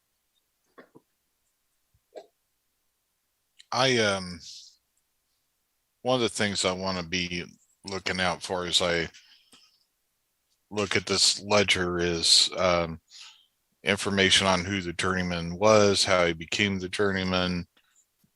Nothing so that. So the ledger has more information just specifically on everything that you guys have done. Gotcha. But it does have musings into all of your travels, notes on Istar, and then of course notes of where you are now in the Age of Dreams and the date and what's potentially going on. Do we have any idea where in Urgoth we are? No. Lithbeth doesn't even know. She just says, he asked me to do this, and then he would he was going to help me get home, but I guess now I'm not going home. She starts to cry again. Asked you to do what? To tell you what to do next. Well, that probably has What to do we do need to with do next? how we get home. It's just too much. You guys are going to give me, like, I'm going to need some type of charisma check for her. She's just all over the place. Okay. Would a Or, I mean, if you want to use, persuasion or something like that, whatever. Or you want to intimidate, that too, whatever, however you want to do it. Of course, she doesn't have fear, so. 3 on persuasion. So I will. I'll approach her and kind of put my arm around her and try to, like, comfort her and hug her. So she starts like kind of looking up at you and looking at your tattoos and like tracing her fingers on your tattoos. Like, those are pretty. So she tells you, she says, the journeyman asked me to tell you to go to this place and rescue this wizard. He's some red robe. I don't know, but he's important. And he's been caught. And they're going to take him to somebody named, it's like Dracos? Galen Dracos? Yeah, Galen Dracos. Some weirdo. He wears brown robes. History check. Does 14 do anything? I know. Caravan knows. Galen Dracos was pretty disgusting. Goodness, crap! MacGuffin will tell you his shoe size. Right. McGuffin's got his social security number. Little known fact, Galen Dracos had a size 11 shoe on his left foot and a size 10.5 on his right. Ooh, So just for any of you who might not know about the Legend of Huma, Galen Dracos is a renegade wizard who was working for Takesis during the Third Dragon War, and he'd actually experimented on himself, made himself look more draconic, reptilian. But he's a very powerful wizard. And Lithbit says that you have to rescue some wizard that's being brought to him. He's got red robes. But I know. Nice. Okay. Oh, we can't hold that. He's the one that'll tell you where you need to go next for that weird axe. Okay, here's a question out of character. I'm guessing it's Magius, but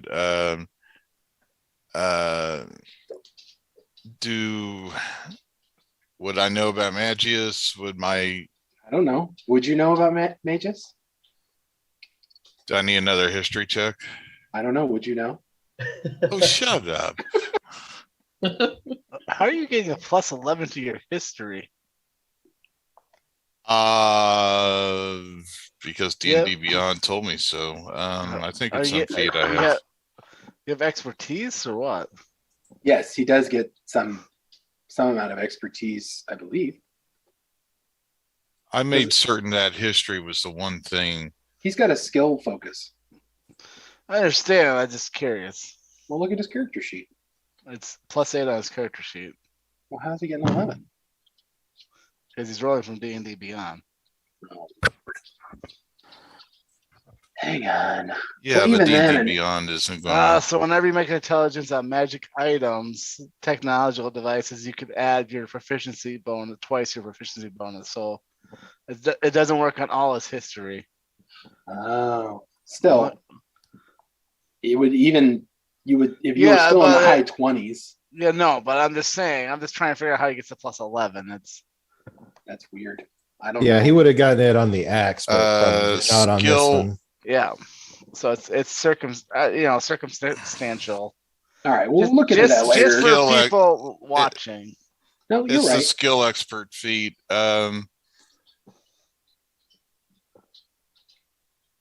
It gives you proficiency in a skill of your choice, and then you It choose gives you one skill in which expertise. you have, and then you gain expertise. So yeah. In other words, I'm a historical badass. Okay. So was that still correct then? Is that the correct roll? I mean, he's got to fix his character sheet like usual. Okay. All right. And Even then, do if it was that a, later. There we so go. if it was That's a, my if it check was a on plus the red 8 robe. instead of the 11, he's still rolling really high. Right. So I mean, he's still rolled a 19. No, like I said, I'm just before. clarifying for those who are watching. He rolled a 20 and then he rolled a 19. So I'm not gonna. Yeah, it's fine. So yes, you definitely know potentially a red robe mage that Galen Dracos was trying to get a hold of was definitely Magus. And you know of his relationship to Huma and all of the rest of all of that things that probably. Do I need to explain it for the audience? Nah, I think. I think we're okay. Yeah. But yeah, MacGuffin will explain all of this to everybody Oh Lord! in great length and detail. 2 hours later. And that's at future fast, gnome speed too. Gathering. I'm off gathering stones for a pyre. As usual, I use my new invention called Gnome. Not listening to and put 2 rocks in my ears.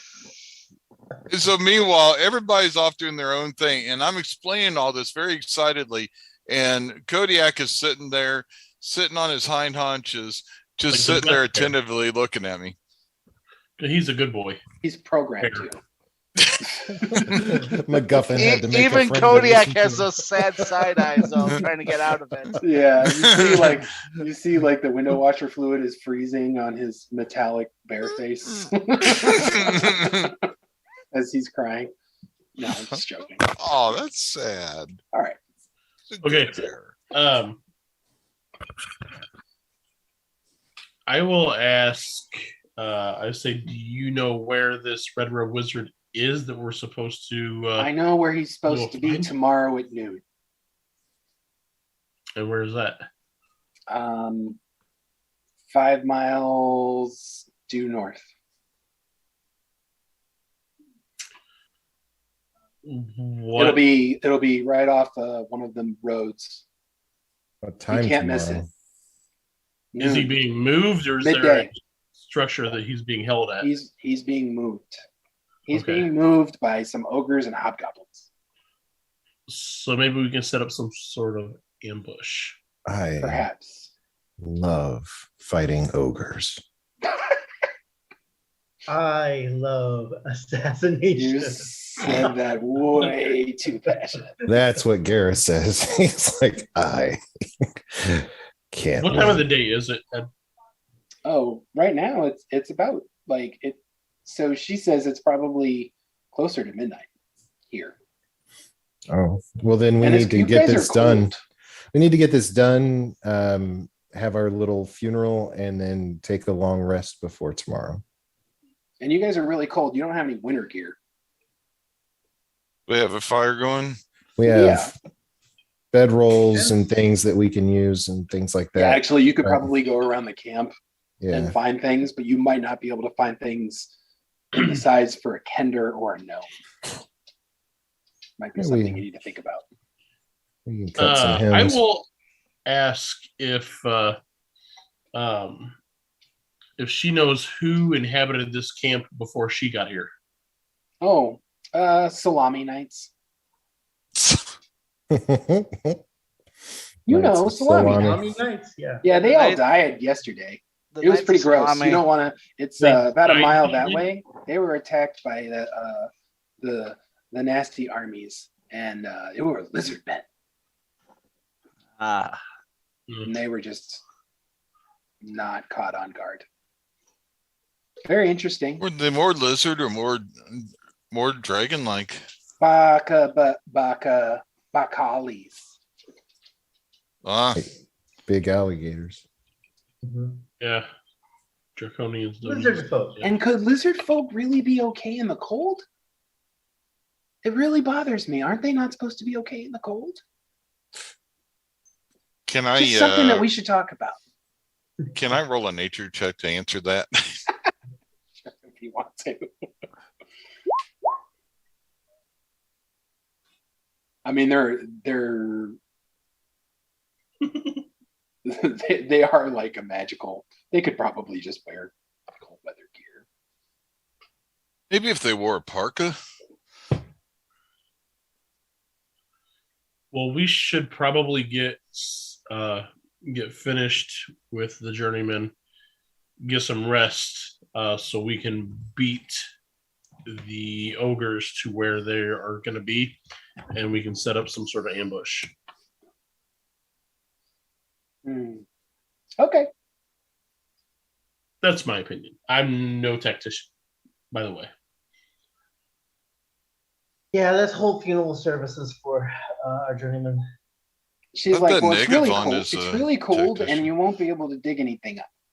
So that's going to be a problem. That's why we're building a pyre. We've got a giant, flame. Just toss the fire. I mean, I would like to cook dinner on this flame. I don't want to cook human meats. We're building it outside. I've never smelled human meats before. What do they smell like? Kind of sweet. Chicken. Yeah, you see this big pole that the Minotaur is building 40 feet over there with all the wood under it? That's where the pyre will be. Over here will be the meal prep station. Why are you talking so slow? Do you like to talk this slow as a dwarf? No, Is this something that you have trouble with language, the common to tongue? stupid people. Oh, okay. Like, is your tongue too short? Is that the problem? Can I see your tongue? Oh, all right. You guys don't want me ever playing a Kinder. No, we do. Oh, we do. Yes, the annoying Kender clones. Oh, she's not trying to steal anything. You've got to play that all Kinder adventure. Yeah, have fun. Yeah, I'm good now. Anyway, all right. So the Make plan it so, is, Tim. So the plan is to build a pyre, and there's plenty of like wood and firewood and tent stuff that if you want to break down, you could do that. We were doing one too for the 2 hours MacGuffin was talking. Yeah, we've been doing this the whole time. I thought that there was a bit of sarcasm in the 2-hour speech thing. No, I'm a gnome. Trust me. He is still talking when we start the funeral. Right. I give the abbreviated version. Yeah, I asked Liz because she knows him the most that she should give a eulogy about him. Help her take her mind off of the sadness and tell us about him so that we can all remember who he was. Well, he was really boring, but he was nice, and he gave me food sometimes, but he chased me a lot. But he was nice. So This I think is that's why you never go to a Kender funeral. But I'll say this. He never said a mean word to me, and he always made sure that I was okay, even when I ran away from him. So he was a nice guy. I think that's the best thing that you could ever say about a person. So, John, to answer your question via the chat, no, there's not really anything. These were mostly, the only thing that you would find is that big tent did have some heraldry on it, but it was nothing written for like family names. The documents that Tarn has would have personnel documents, stuff like that. Okay. And orders and stuff, all military files. But I just don't want to throw anything in this fire to try to warm ourselves up. That's like a personal effect of somebody that of might. Course. No, so most of these people, it looks like this encampment has been here a while, and there isn't a lot of food. Like you do find water and food and things like that, but you would say that if you were doing a count, these guys were getting at the edge of their supplies. They'd been here a while, right? And as history would tell you, most of Salamnia was really was on the losing end, and Urgoth was on the losing end of this war. This was a war of attrition over 60 years almost. Right. It was a long, long fight. Yeah, like I didn't even realize it was that long. This is why Istar comes out on top, because they're not touched. Correct. and they're weird religious freakos. So okay, so you've built him a nice little pyre. Was anybody saying anything, or Tarn does some funeral rites that from reorcs, giving his soul to the gods above. okay? Does anyone else want to say anything? You don't have to if you don't want to. I just, Aravan will, being an elf and holding that most, if not all, lives are sacred. This man definitely helped us, so he will give some kind of traditional elven. Since I am an archaeologist, I know a lot of stuff about like burials and stuff like that. So I will give some old elven funeral rites, some kind words and such like that to keep his spirit moving to the next life. So Lithbit kind of like pats you on the hand and says, he told me that you or someone looked like you would kill him. So I hope that doesn't bother you. Don't worry, that one's dead already. He knew he was dying. He knew he was going to die. Did you not know? I thought he was. Didn't he say goodbye? And then she starts crying again. Well, he gave gifts. Usually that is a sign of somebody that might be going soon, as they give away their personal possessions. Does anyone else want to say anything? MacGuffin will say something just about his knowledge and scientific expertise, and then as he's looking at everybody real quick, getting bored, he'll say, and he was a nice guy. You see, the journeyman understood a fine brew. His tongue, his palate was one that was not. We haven't seen many of that type in this world that could take a dwarven drink and understand where it came from.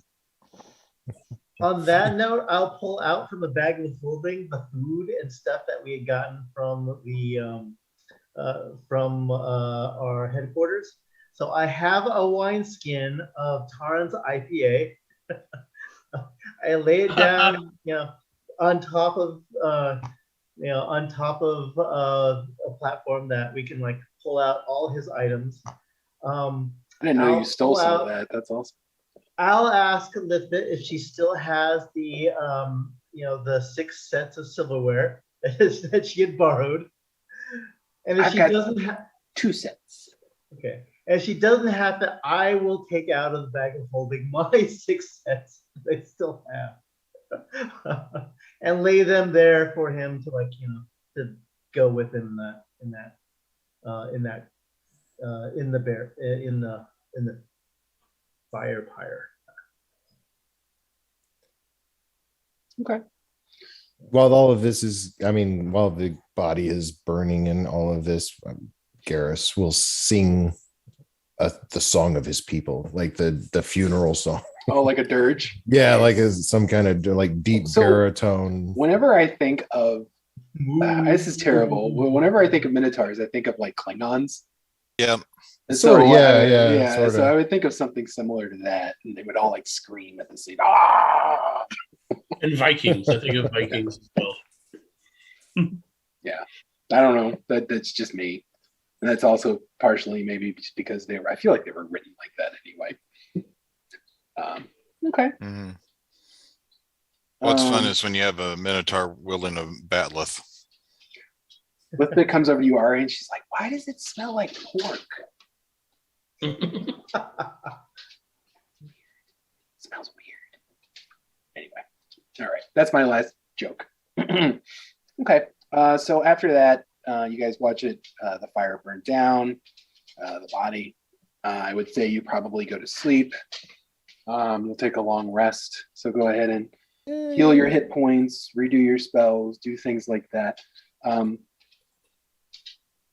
Do you need to take a second wind before you, or do something? Garrus is pretty gross right now. After a long rest, I think I healed back up to 100 to full, right? Yeah, you heal 5d8, right? No, a long rest. All the way back. You go all the way up. Oh, okay. It's you only get half your hit dice back though. That's right. Right. I haven't used any hit dice. Oh, I never even used my second win. I guess I could have done that. Oh well. It was more dramatic the other way. Right, exactly. True. It's true. It is more dramatic. Okay. So where are you guys all sleeping? Same tent, different tents?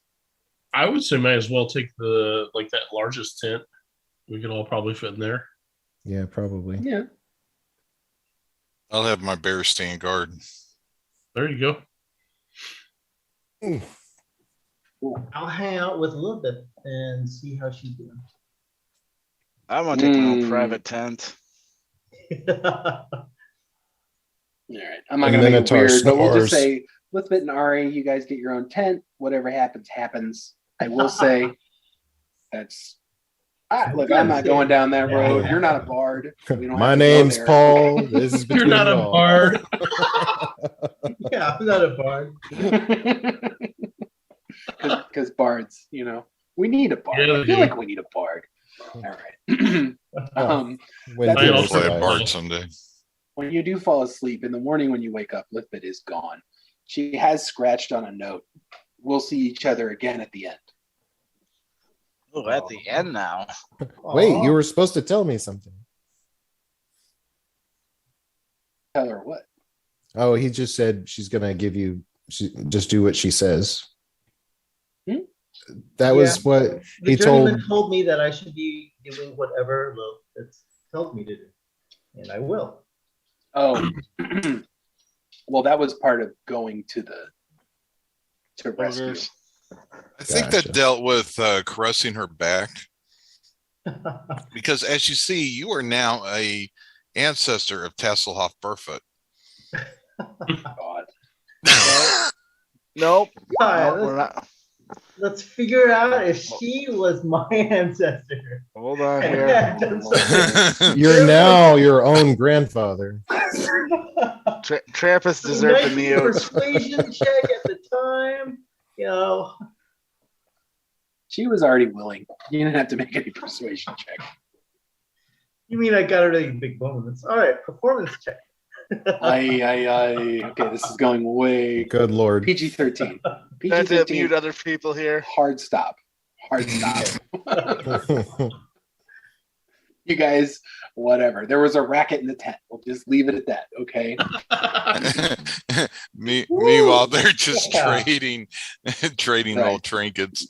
Right. They're playing marbles. I don't know. Okay. So you said it was morning. Yes, it is the morning. So, All right. but Lithbit is gone, Which way do we march? and she says she'll see you at the end. So I know she said that you have to listen to her, but perhaps you'll have to listen to her later. Hmm. Are we marching yet? She said due north. All right, let's go. All right. When Climb would on my you- bear. So we'll say you went to bed at Climb like on my 1 in the elk. morning, 8 hours. So it's like 9 in the morning, folks. Okay, and we have a 5 mile hike to do. So Yeah, 5 miles is pretty quick movement. Mm-hmm. Do we need constitution checks? Nope. I'm on my bear. I'm on my elk. I'm on Garrett. You're on Elizabeth. Oh, Alrighty, we can ride double. You want to ride I'll- behind? Right. Hang on. I'm bringing you on to the next map.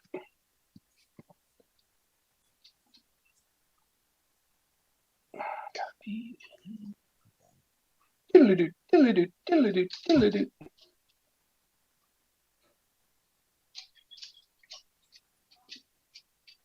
this one's dark too. Nighttime. what's up with you, Ed? 9 o'clock in the morning, and we're completely dark, I'm folks. trying to understand why it keeps doing this. It's the eclipse feature.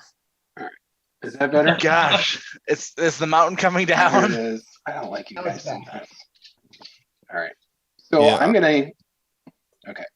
So you do hear the talking of ogres and hobgoblins arguing, and you're able to kind of sneak up. Is everybody there? So let's And move kill you. 'em. Well, hang on, they're already there, so you weren't able to set any type of trap. Is everybody there? Whoa! What in the hell? Coming. Sorry, hang on. I'm fixed. Somebody needs to resize me. I'm doing it. Hold up. It just does that every time I pull it out. I don't know. That's what she said, right? Wow. You talk about us.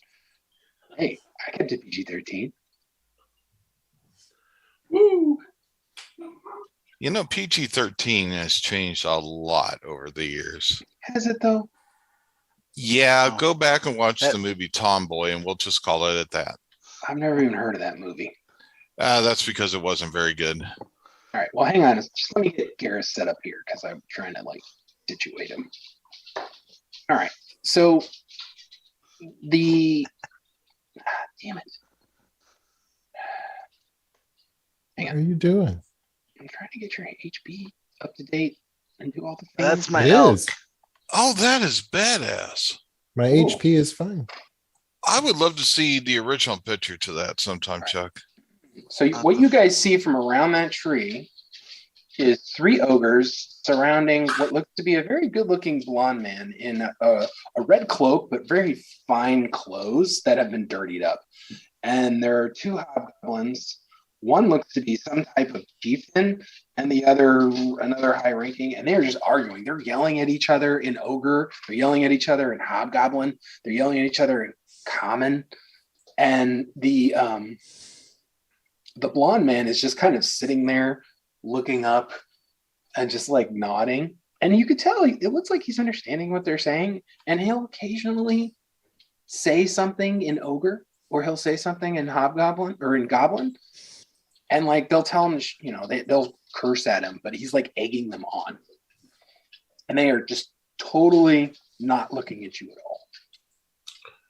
What time is it right now? Do we know? Noon, midday. Okay. Those are some large ogres. What do we've got them by surprise then, right? They don't know we're here, so They don't know you're there. They do. I'm So do we need to go into? maybe, yeah, let's do that. Well, surprise attack. Let me just I'm an assassin after all. I should be able to start, getting my crossbow and, getting ready to take the shot. I'm gonna just tell me when, and I'm gonna charge. Tell me when you're ready. So we gotta go here. So if you're doing the surprise round, you can Yeah. take your surprise round. Yeah, anyone ready to also do the same thing while I'm doing? So these guys are way farther than 30 feet, though. Right. I'll have to dash, but I get an attack as a bonus action. So 8, 9. I'll probably hit the ogre that's closest to us. that's the one I'm gonna hit too. So You're not going to get. I mean, can you make a sneak attack farther than 30 feet? What's the range? It's, if you declare it's a surprise round, we have surprise. Okay, do your surprise round. All right, let's just go in order. Garrus, you go ahead first. Well, actually, no. We'll do Ari first. Ari first because he's got the goofball things that are going on. I'm just finding out what the range of the crossbow is. it's 80 at short range, I think. Yeah. So I should be able to. Yep. You're good. All right. You're very so, good. My might first get shot rid is of that that. closest one to me. And I'm going to make the shot. So assassin with advantage on attack rolls. And I'll use my +1 bolts.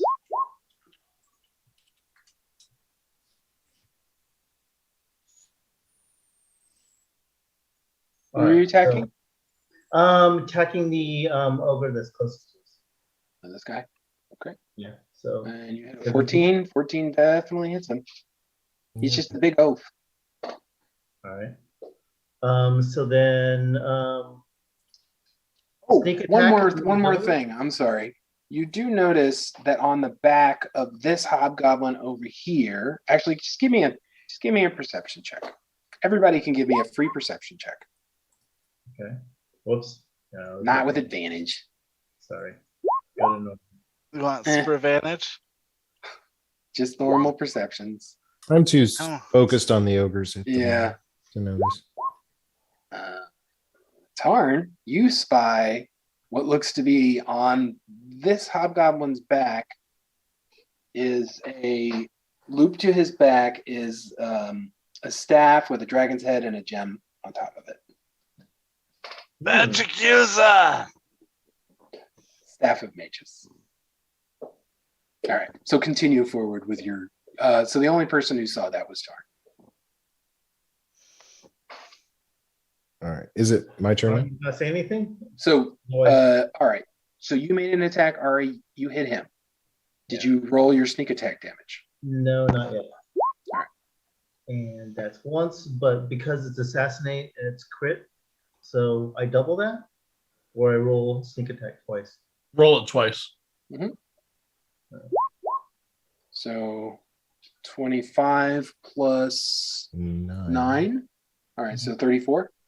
Oof. Well, your weapon damage is also rolled twice. Weapon damage is also rolled twice. All right. Yeah, all dice are rolled twice. Okay.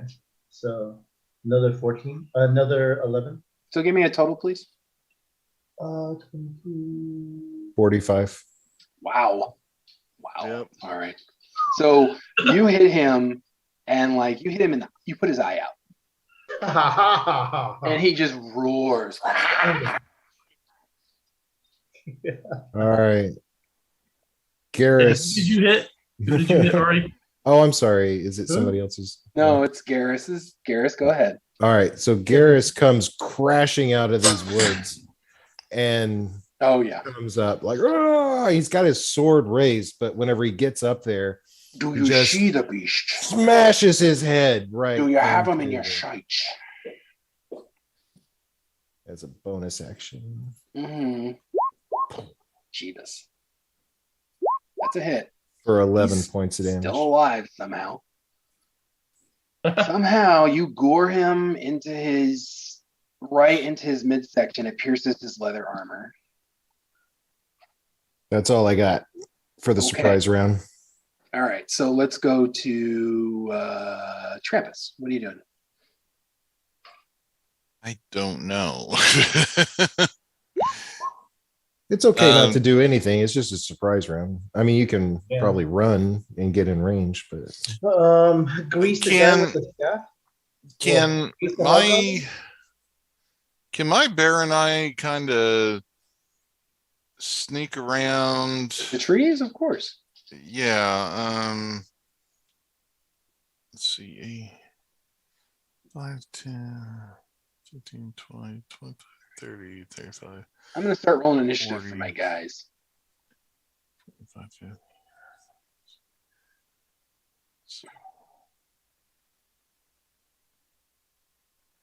So if I ride my bear and he does like a dash action, he should land up there because he's got a speed of 40. Am I right on that? I think so. Does that sound right to I think so. Sorry, I'm doing other things. Yeah, if your bear speed is 40, you're fine. Yeah, so I figure I'll ride him up there and then hop off and be ready. It's half movement for you to hop off.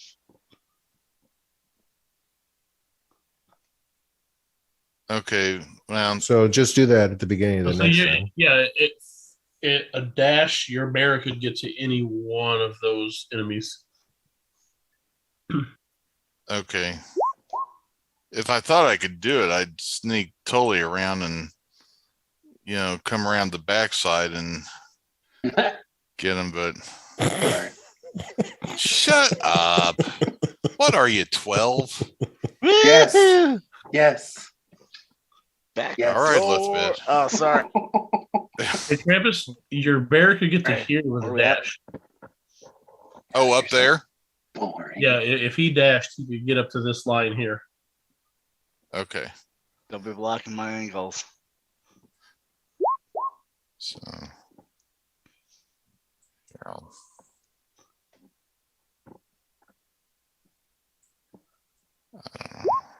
Yes. something like that. Suck it, ogres. Y'all are slow. Yeah, it's true. They all keep rolling the same initiative anyway. All right. Okay. So Garrus did his. You moved your stuff. Chuck. Yeah, my elk springs into action as I'm on it, charging into battle. I have 50 feet of movement with it, which gets me up to here. I am charging with the elk, so he gets his attack. Wolf. So the charge ram, he'll miss. Yeah. I fight seamlessly from the back of my paladin steed. So I have my 2 attacks. Okay. 14. And you missed again. Second attack, 26. That'll hit. For 12. Wolf. I will smite. All right. So, all right. You're supposed to smite before. Well, that's fine. Go ahead. No, I declare smite after the attack. Oh, that's right. Sorry. Go ahead. So 12 plus whatever you smite, right? So 20 total. 20. Good shot. All right. Cool. And he just you slash him into the shoulder and he just hisses at you. That should have been a lot more if that elk hit would have happened. Yeah, he rolled really low. This guy's no slouch though. That's all fine. Right. Erebon? So yeah, Erebon. All right. Erebon is going to move 6.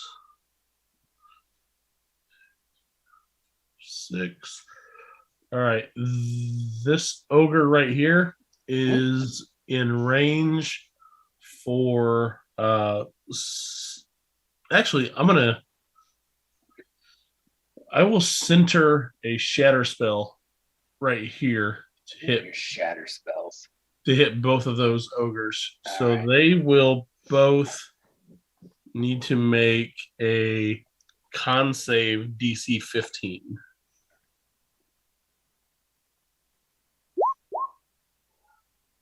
Made it. Oh, no, sorry, that was the wrong one. That was the wrong one, sorry. Yeah, still made it. Both of them made it. Jerks. Yeah. Okay.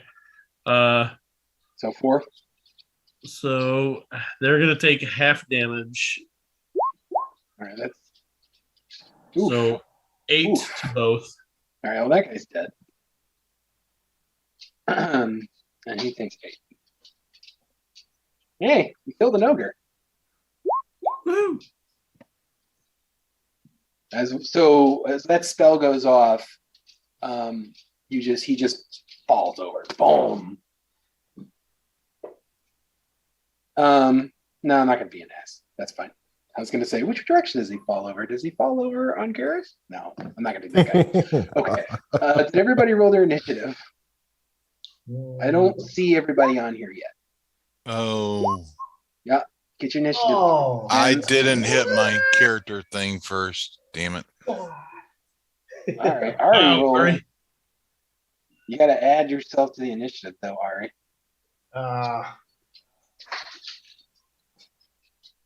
Why did I not do that? Oh, You can do the 30. That's fine. Just click your token, hit initiative again, and we can get changed. Yeah, no, I could just add the 30. It's fine. So Ari, you got a 30. MacGuffin has a 7. All right. Yeah, I rolled 19 initially, but I've forgotten to. All right, Ari, on a 30, your go. Okay. I'm going to then repoint my next arrow. Basically, go after the one that Tarn is currently attacking. That should go sneak attack. Oh, so this dude here, the chieftain-looking guy? Yeah. Sure. Hopefully, I'm not going to hit Tarn. All right, here goes. 27 will hit. Oh, that'll hit. How many +1 bolts do you have? Have you been keeping track? I've been keeping track, and that is my. I'm down to 15 now. All right. You can retrieve your bolts. You just have chosen not to yet. Nope. All right. We haven't had time to pick up bolts like that. Right. Everything's Time been, you'll spread have out time this early, time. so- Okay. So The initiative orders refresh, Trampus. Okay. Well, I had rolled a 19 initially, and then I clicked my guy and rolled and got the 7. Oh, all right. Yeah, that's weird. All right, I'll do it again. Okay, there you go. You're good. Ah, crap. That- Damn it. Wah, wah. You're good. You're good. You're good. Okay. Okay. So you did 18 damage to this guy? Yep. Man, this guy's just getting beaten. All right, MacGuffin. Your turn, sir. All right. 2 quick questions. First of all, is Magius or Magius, however we say it, is He is he totally like, incapacitated. His hands have been totally gloved, and they know he's a spellcaster. So he's been manacled, and then he's manacled to his feet as well. The only thing they didn't do was his mouth, but apparently he probably doesn't have any spells left, or he probably would have cast some. okay? And then the other He's not in the initiative order. I'm just not putting him on there right now. the other question is where's his staff? I told you it was on this guy here, the chieftain looking guy. Okay, I know you told me. I couldn't remember. It's okay. Sorry. It's okay. It's on his back. It's on And it his looks back. to be slightly covered with some leather, but you can see the staff part hanging out. All right. I'm going to dismount from my bear and come over here. And basically, That's the problem, is you just provoked an attack of opportunity. I did not dismount from the bear. So I want you to just keep in Okay, mind that yeah. these guys have a 10-foot reach. I'll be nice for now, but just keep in mind. Okay, so They're fine. large creatures. So can I dismount backwards? You can. Yeah, look at me. That would provoke the opportunity attack. Oh. Because he left the Still the leaving threat. the reach. Yeah. Yeah. If he You has can move 10, sideways and be good. Yeah. 10 feet means you just gotta stay in the hit area. All right. Well, That's fine-ish. Yeah. okay. That's fine. What I would kind of like to do is see if I can get my bear to come around and start gnawing at Magius's bindings while I distract. Damn it, why am I not playing a Kinder at this moment? While I distract the ogres and start messing with them. What are you going to do? I'm going to pull out my globber, whatever. So I will say that the manacles are something that the bear, it would be, they're like well-made manacles on mages. So it's not going to be something that you can just gnaw through. I mean, wouldn't he have to go over there and find that out though? Sure. Or at least Okay. you I'm can- just kind of yeah. giving you that information now. Like, if you want And- to, I mean, you can. I'm just, Let's do it, and I'll give the bear instructions to defend him. that's fine. So, boom, nah, defend, and then I am going to cast Acid Splash. Let's see. Okay.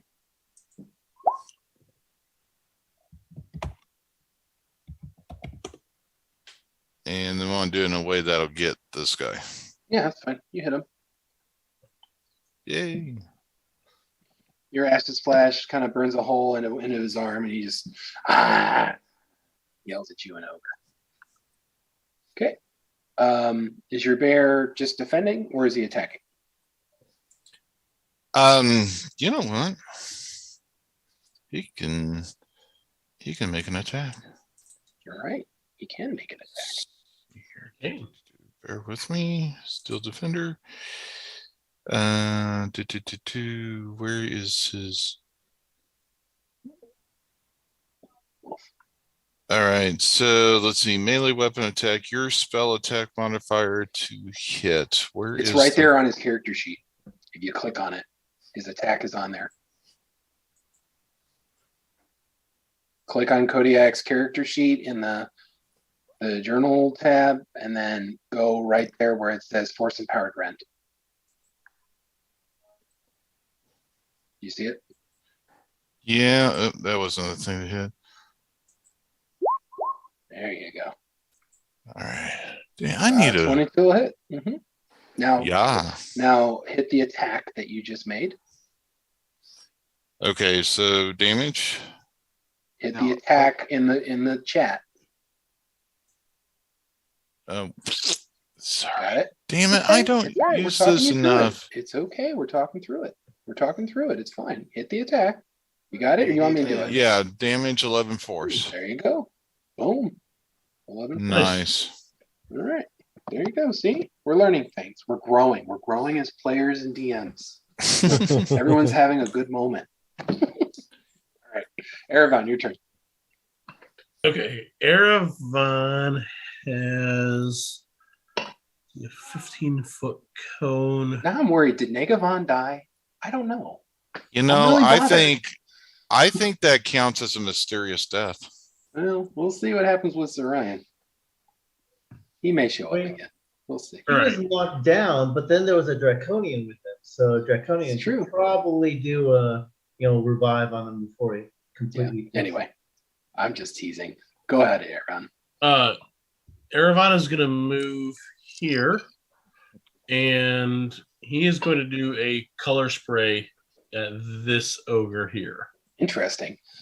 All right. What kind of save? No save. If he has less than 24 hit points, he's blinded. If he doesn't have less than 24 hit points, nothing happens. Nothing happens. Sorry. Okay. So I try to blind him with a color spray, and that does not work. Yeah. You learned something. Ogres have a lot of hit points. Yeah. I rolled 6d10 and ended up with 24. That's about average. Yeah. A little below That's average. 60 is max. I mean, 31 30 would be average. Yeah. I mean, it's in the ballpark. And that's it. That's I move up and I blinding light at this guy, and he laughs. So He blinded me with science. Sorry. Blinded by the light. Tarn, your turn. My elk will use his horns. So he'll go 20 hit. 20 hits on the dot. So 8 damage. 8. This guy's the boss. The boss. I'll take battle axe attack at him. 25. 25 will hit him too. I will smite him again. So for 20 total, I'll attack him again with the battle axe. Right. 16 misses. Does your elk have a name? Yeah. Elk. Does your elk have a name? I haven't named it yet. Has to prove itself for a name. It hasn't earned its name you yet. would. That is the most dwarvish thing ever. So wait a second. So for this last attack, he's going to parry and add 3 to his AC. Oh, Like okay. Katy Perry? Then Steve Perry? I will counter parry and add 9 to my attack. Okay. Next turn. The ogre's turns. Damn boy.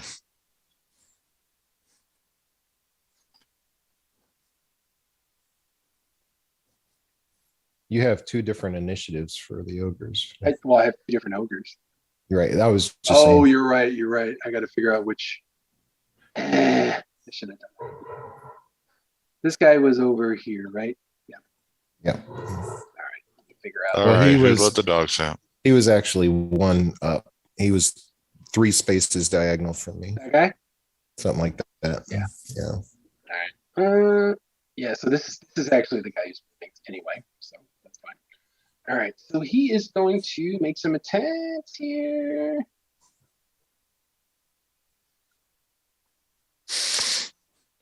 He's just going to make one attack on the crazy elf that tried to blind him. Oh, okay. Yeah, well, that attack probably didn't hit. I don't think a 13 hits you, right? Erebon? He's not in the frame. No, Jesus. All right, hang No. on, I got him. What's it not doing it? Yeah, it does not hit. Okay, cool. All right. So that attack did that. Garrus, your turn. All right. I'm gonna just kind of step right in front of the Good call. elf, and we'll just do what we do. We'll do that thing that we do. Yeah, you hit him. These guys are really easy to hit. Ooh, yep. Wow. So 28. I swing twice with Woo. Okay. great sword. Let's see. Let me see what else I got here. Hang on. He's still alive, but you have definitely nastily injured him. I'm gonna also do just because he's an ogre. I'm gonna do my menacing attack, and it's only gonna add 2 points to the damage, but he has to make a wisdom save. Sure. John, you're okay. You did not get hit. Okay. Almost. No, he didn't. I rolled poorly. Hang on. So a wisdom save? Got it. Yeah, because I basically am trying to intimidate him. Yeah, wisdom is not very high. Nice. I rolled. So really he's now well. frightened of me. Okay. So he's going to be a negative to his attacks to you. Got it. All right. He rolled a 0. Well, he has a negative 2 to his wisdom. That's so good. So yeah, I just intimidated an ogre. Yeah. I'll add that to my list. You're like, with he's like, oh. along with killing Fistandantilus, I scared an ogre. All right.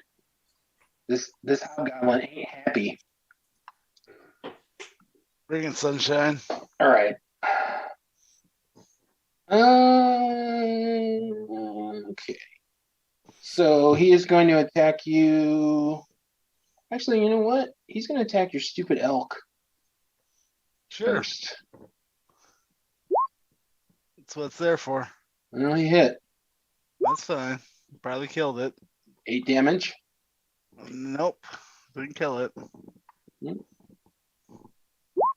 Elk again. Yeah. Probably hit. 5 damage. Yep, it's yep. So it's I think it's gone. I'll just have to resummon it. Yep. Yeah. Okay. So do you fall or do you make a I just go straight down. Okay. And his last attack will be on you. Okay. I'll shield and deflect it. What? I use shield, the magic spell. Oh, as a reaction. Excellent. Got it. Yep. Wow, I didn't remember you had that spell. That's awesome. Yeah. That's pretty cool. I checked the magic feat. So he slays your elk, and as he's bearing down on you, you say a few words to reorcs, and then it just pings off a red energy shield that appears out of nowhere. Now I'm pissed. What's your elk's name now? Does he deserve one? Nope. No, he died. I have to call a new one. I have to do a ritual to get him back. All right, other ogre. Other ogre is going to move here. I think that first one was called Oops. Right. I call the first one MacGuffin. Oh, yikes. So this ogre, ouch. Does the bear get a opportunity attack? he only moved 5 feet. Oh, shit. No, he does. Go ahead, bear. Oh, I could have. I could have used his shield on the elk.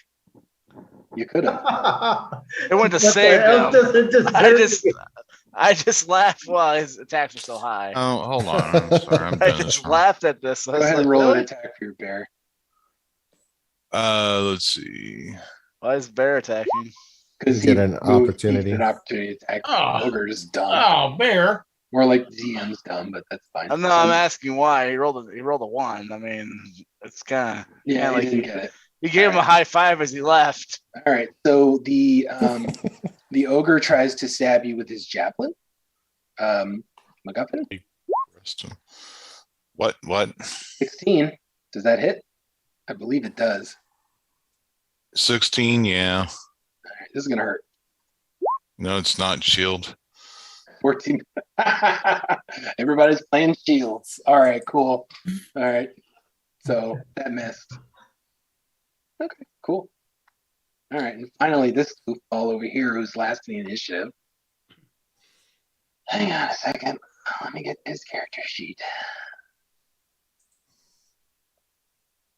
He starts yelling in Hobgoblin, "Boss, what do I do? Defend me!" Okay. So he pulls a great sword and attacks you, Tard. And he missed terribly, and he'll pull one more. First day with a new sword. Yeah, pretty much. He sucks. Good lord. Sir, you're turning it around. You're trying to hit me with a handle, and Here, let me show you.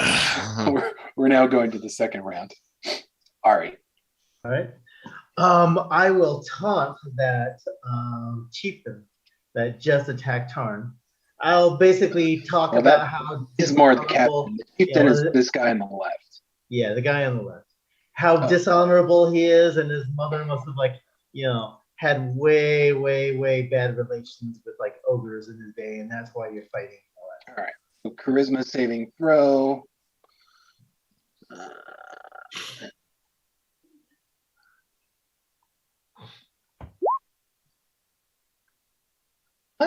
What is his DC? DC plus I feel like you might have made it. So 8 plus your charisma modifier plus your proficiency.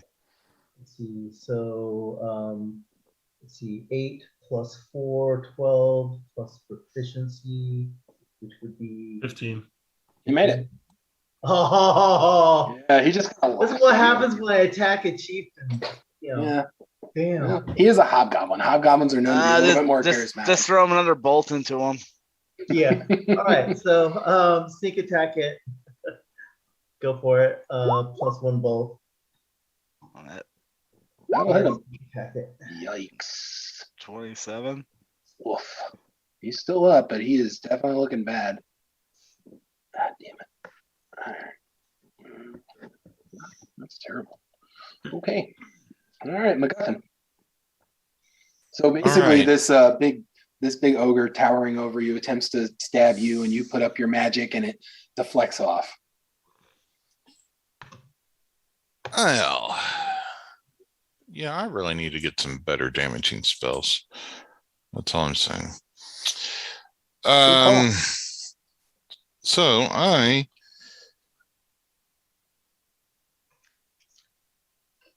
I am going to do acid splash on him. Okay. Boom. Dexterity. Okay, hang on.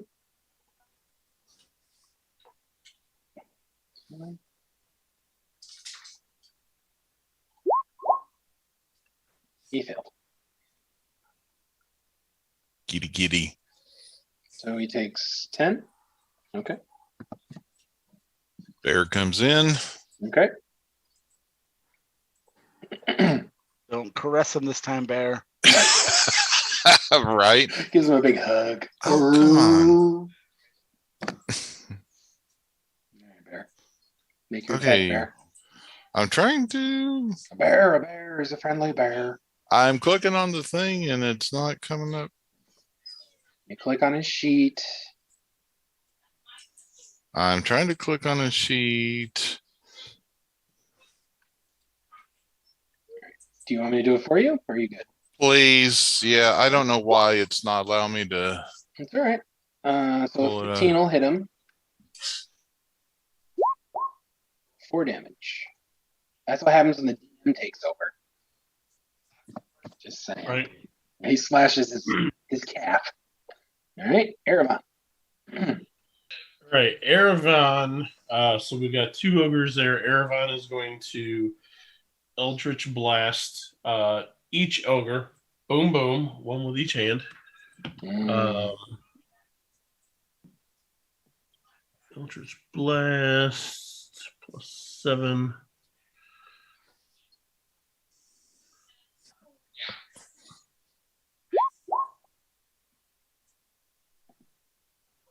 So an 18 and a 20. Yeah, those will both hit. All right. So 1d10 to each. So the one closest to me will be the first damage roll. Sure. Did a lot of damage there. I'm glad you called them. Right. Yeah. It was so necessary. So yeah, I grazed them both. And then curse the power within me, because I probably could have done better with a damn boomerang. Yeah, and that's my turn. Okay. Tarn, your turn. All right, that hobgoblin chieftain in front of me. I'm gonna swing. 18. 18 misses. 18 misses. Oof. He's shielded on a 16. Holy cow. No. 23. Wait. You're talking about the one in front of you. He's always had a 20. Oh, well. So 23 23 hits. for 15. Okay, he falls down. All right. Yeah. I'm going to put him on his side because that guy's got. Oh, I am things. standing on top of him. Okay, that's fair. All right, ogre's turn. The ogre is going to attack the bear. Oh wait, is it It's this the other ogre. It's the other ogre. Stupid. That's me. Sorry. Another ogre. Your other right. That's what I feel like. Ooh, bear got hit. Bear got hit for 11. Ooh. Ouchies. Mm-hmm. All right, Garrus's turn. All right. Same deal. Second verse, same as the first. Here we go. 15 Yeah, that hits. for 11. Yep, you Swing hit him. again. Hmm. And 12. So Yeah. 23. He dead. Boom, boom. All right. Thanks to my 3. That's right. Couldn't have done it without the elf. That turned the tide of the battle. Is that Team three. effort. Yeah. All right. So we started a little late, guys. It's 11. Are we okay to play for at least the end of the round? Is that okay? I think we could finish the combat. Yeah, if we Yeah. want to Yeah. just kill these All right. buggers. Yeah, it's almost over. Okay. So it's the hobbies. You killed my master. Oh, run then, you coward. You should run. You should run. Yeah, To get opportunity attacks. he ain't there yet. Just sprint around me.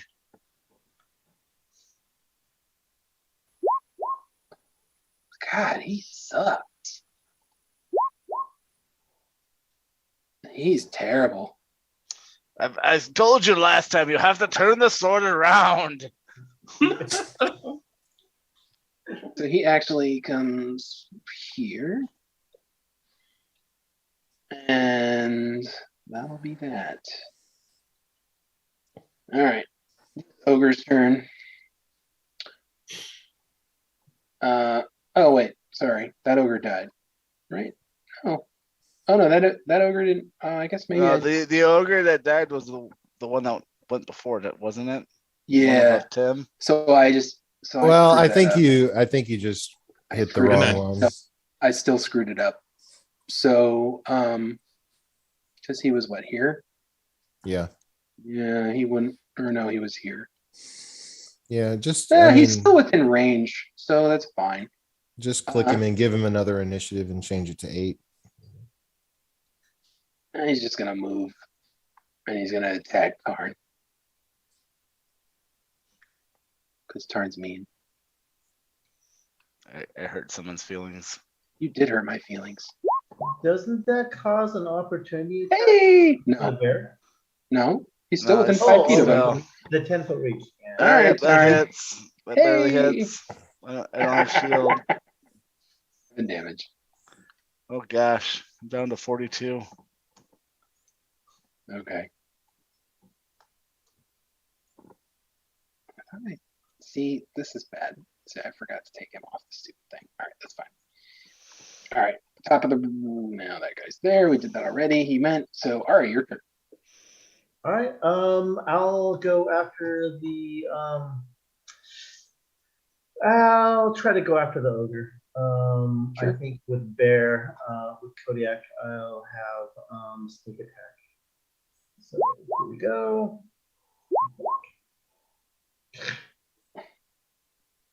Yeah, it's a hit. 13. Is it range only 30 feet on that? That's what I thought. That crossbow. Yeah, I thought it Oh, was for only- a hand crossbow, it's only 30. I thought it was a light crossbow. It was Yeah, 80. you would have had Oh. to have moved up. Oh. Okay. You're if you moved here, that's fine. Well, otherwise, you can shoot at disadvantage. Right. Yeah. So we'll just say you Sorry moved about up. that. You're good. That's what I asked you this question before. And nobody. It's fine. Don't worry about it. It's fine. All right. So you did that 13 damage to him. That's okay. MacGuffin. All right. I am going to try something different. I have a war pick, Oh, Lord. and I'm going to pull out my war pick, and as a bonus action, I am casting Branding Smite. Okay. And And you're so I'm going to come up here, do Move your guy. there, and then I'm going to attack. And let's see here. Please tell me that hit. Nice. All right, and then The hit. that's hit. Branding Smite adds an extra 2d6. Hey. Nice. Holy crap. Boom! You killed the ogre. What? I I So- come in and Go I ahead. charge, and it's comically almost dwarven, almost, but it looks like he was actually paying attention to Tarn a little bit. So you take your pickaxe, and as you go to attack, 2 thrusters pop out, and like just in a hurl of motion, you sink your axe up into his groin, and it goes up, and you just see him go, oh, his eyes cross. He falls down dead. You just hear, you found the back door. Well done. Well done. That was fun. You wish you had. Okay. The hobgoblin, he sees this, he drops his greatsword and goes like this. Peace.